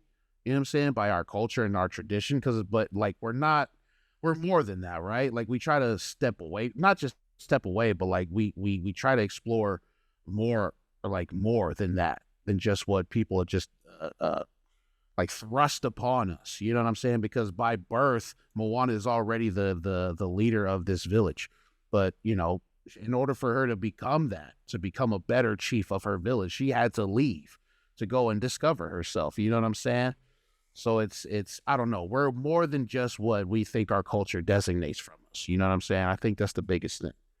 With Maui too, it's like he's much more than just, a guy with the fish hook. You know what I'm saying? He's not just a demigod. He's like, he's him. He's a person, a real person. He's not just what what his parents thought he was, which was nothing. You know what I'm saying? Yeah. Literally Nothing. He's not who he really thinks of himself as, which is just, some guy who tries to please everybody around him. But he's, it's I don't know how else to say it, but we're not confined to what we think society has given us or whatever. So, yeah, shout out to you. One. And those expectations, societal, cultural, family expectations, are shown hardcore at the beginning. Yeah. They're like, stay here, husk these coconuts, live your life here on this island. And she's that's like, it. You got everything not about it right here. Yeah, you got everything you need right here. You straight. You don't have to go anywhere. All right. You want to do final scores? Please. Yeah. I want to just give them 50s. No, yeah, I'm down, bro. This is a straight 50, bro. There's like little I can really talk shit about. Nice. It's a good movie. It's a good movie. All right. Let's you got some stuff, okay? Oh no, I'm just reading the rubric. Oh, okay. No, because you were like, well, yeah, it's a good movie. Oh no. I have some things. I think it's good. I think it's really good. Yeah. I have some things, but they're very small, nitpicky stuff. But yeah, please go ahead. All right, rewatchability. Out of 2. Out of 2, can we put like a 10? Yeah, can we put a 10? But just for the sake of this, it's a 2. Definitely, it's a freaking Disney movie. Disney movies will never be out of style, and it's freaking Moana. Yeah, I can rewatch it however many times. Whatever. Got nieces and nephews who love it. 2. Gonna watch it for the rest of my life. I give it a full score also. Casting out of a possible 3. 3. 3. Yeah, everybody was good. Everybody played the role. Even Uncle Dwayne with that Yeah. True. I mean, iconic voice, you know what I'm saying? I guess that there's probably an argument to be made that he might not have sounded that good because, I don't know. He just doesn't sound like a typical Samoan. He got that pick. I mean, he got the role because it's The Rock, but it suits him well. I think he did well as Maui. So 3. Everybody did well. Yeah, with such a diverse cast of like really great actors, and they all freaking showed up. They all did what they were supposed to do. However small, even Jermaine Clement for that one scene of Tamatoa, Really good. Grandma Tala, Rachel House kills it. Like we said, MVP. The dad, Temuera Morrison. Yeah, it's great. I give it a full 3. Soundtrack out of 5. 5. I give it a 5. I give it a 5. Yeah, all the songs are great. They fit every scene they were in, and it built a great like soundscape for the movie because I watched it with my headphones on. So yeah, nice. Everything just felt super epic. The sound was just amazing, you know what I'm saying? And like all the audio, the fighting, it was just all well done. So 5. Nice. I give it a full 5 for audio and soundtrack too. Say Vaka kill it in this. Come on. Yeah, even if I don't know what the words are, I still like it and feeling very Islander vibes from people and a very Te Fiti stamp on it. Yeah. Cinematography out of 6. Out of 6. Full 6. Everything looked great. All the shots were amazing. Well, I mean, I guess that's pretty shallow, but yeah, it's an animated feature, so I guess it's kind of hard to mess that up. Yeah. Or maybe it's easy to mess it up because it's animated. I don't know which is which. I feel like you have so much more flexibility to do crazy stuff, right? Right. In cartoons, animation, computer animation. Exactly. And the crazy stuff happens. It happens. The freaking shape-shifting, the huge islands being people, Tekka, the lava monster, all the stuff on the ocean. The ocean looks so nice. The ocean looks so real. Like the look is great. I'm also down for a full score there, full 6. Yeah, full 6. Editing, directing out of 7. Editing, directing. 7. I give it a 7. Yeah, there wasn't really a whole lot that I was mad about as far as is pacing also in this one too, or is that the next one? This would be pace also. This would be pacing. Okay, well, you know what? I'll give it a 6. Right. 7, right? Field score is a 7. Yeah, I'll give it a 6. There are some pacing issues I thought were kind of crazy, like with Tala's death. Like everything, it seemed like it kind of seemed like it should take place over a couple of days, but it all happened within like an hour or two, from the showing of the caravan or the fleet of boats to Tala's death to Moana leaving. All that happened within a span of like what seemed like an hour, which was kind of weird. Like when we was talking about the first 30 minutes of the movie, that felt like it took like an hour to talk about because so much was jam packed in there. You know what I'm saying? Yeah, true. So I mean, that's again nitpicking, but not to just give it a full score. 6. It's I feel like a lot of it was front loaded, but even the middle was pretty good. Like dense, packed with like different action and story. That's the other thing too. There's so much reveal in each section that kind of makes sense and stuff. So I'm gonna go with the 7 there. Yeah, I feel like these guys also had a pretty good track record of other stories and stuff, so they knew kind of how to tell certain things. But yeah, I did think that it took us like an hour to get through the first 15 minutes of the movie. Yeah, straight up. Yeah. But that's just so much stuff that to set up for later. Yeah, no, I get true. And it does pay off. Acting. How do we do acting? I think this is our first animation. Yeah, I mean maybe it's probably easy to mess it up, right? You can read it like terribly. We got some stuff right here that you can read terribly and sound like we're reading instead of acting it. So yeah, it's still pretty easy to score it. I think for the most part, it's full score. Just get out of 8. Out of 8. Yeah. Everyone did well. Yeah, full score for me. Obviously, Rachel House is the MVP. But I think everybody they didn't just read their lines. Even Troy and Oscar Kiley. Yeah, they did really well. Like I couldn't even tell that that was friggin' Troy, you know? Yeah. I think he did a really good job. So everybody that got hired on, they did really well. So full score, ace. I'm gonna say there may have been certain parts where maybe The Rock's voice kind of took me out of it. Yeah. So I'm gonna dock at 1 point there. I'm gonna give it a 7. Hey, that's fair. Yeah, his voice is very, oh yeah, Malolo. Oh, the mana. Terramana. All right. Writing and script out of a possible 9. Out of a possible 9. Full score. I'll give it a 9. Very well written story. Yeah, well written story. Everything flowed pretty well. Like you said, it was pretty front loaded, but to make sure that all the points were hit in the middle and the end. So yeah, like you said, it all pays off in the end. So the writing is very solid, by a really, really great team of screenwriters. So yeah, full score, 9. I think also I want to give credit to them for having like a Oceania trust board that vetoed some plans that they had for the story. Oh, yeah? Yeah, like making Maui bald, some like other stuff that they felt like they had some representation on the writing team, or at least a council that. Yeah. And they also did the research. They like went on a research trip into the Pacific to different islands. Yeah, I read that 2 of the screenwriters, the main screenwriters for this movie, were like born and raised in Hawaii. And they're Oh, nice. brothers. Yeah, they're twin brothers. Oh, yeah. Yeah. So they jumped in and did a lot they made a lot of changes too. Positive changes. Nice. There you go. Yeah, so the script was handled really well. So yeah, full score for me, 9. All right. Out of a possible 10 points, what do you have for legacy? So this came out in 2016, right? It's 2024. I feel like 8 years is a really long time for a time in legacy. And with the sequel coming out and a live action, and with The Rock like being out and about, and as you know, as famous as he is putting on, like I feel like Moana's legacy within the Disney canon is secure. So it's a great generational watch. I got nieces and nephews watching it. Your daughter be watching it. Mm-hmm. So it's already making an impact on the younger generation, on Generation Z, Alpha, whatever the hell is out there within our own community.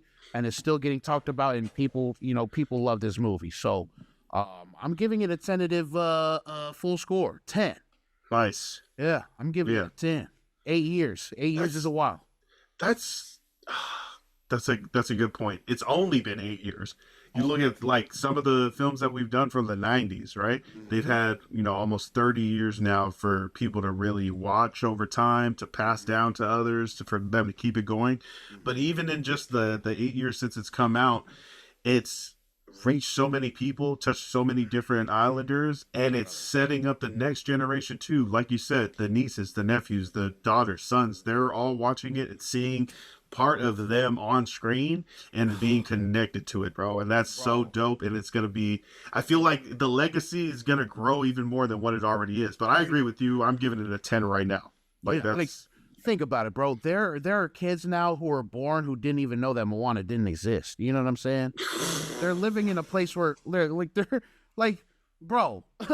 When we were kids, we never thought that like a Polynesian-centered freaking movie from Disney would ever come out in our lifetime, bro. Yeah, it was all white princesses. Come on, bro. You know what I'm saying? Waiting for somebody to ride in and save them or do a little magic, but like, to have one of us. You know what I'm saying? One of us. One of us. Exactly, bro. So yeah, full 10 for me, bro. So what we looking at? I can already see the score. I think you got the full 50 and I got a 40. No. 49-49.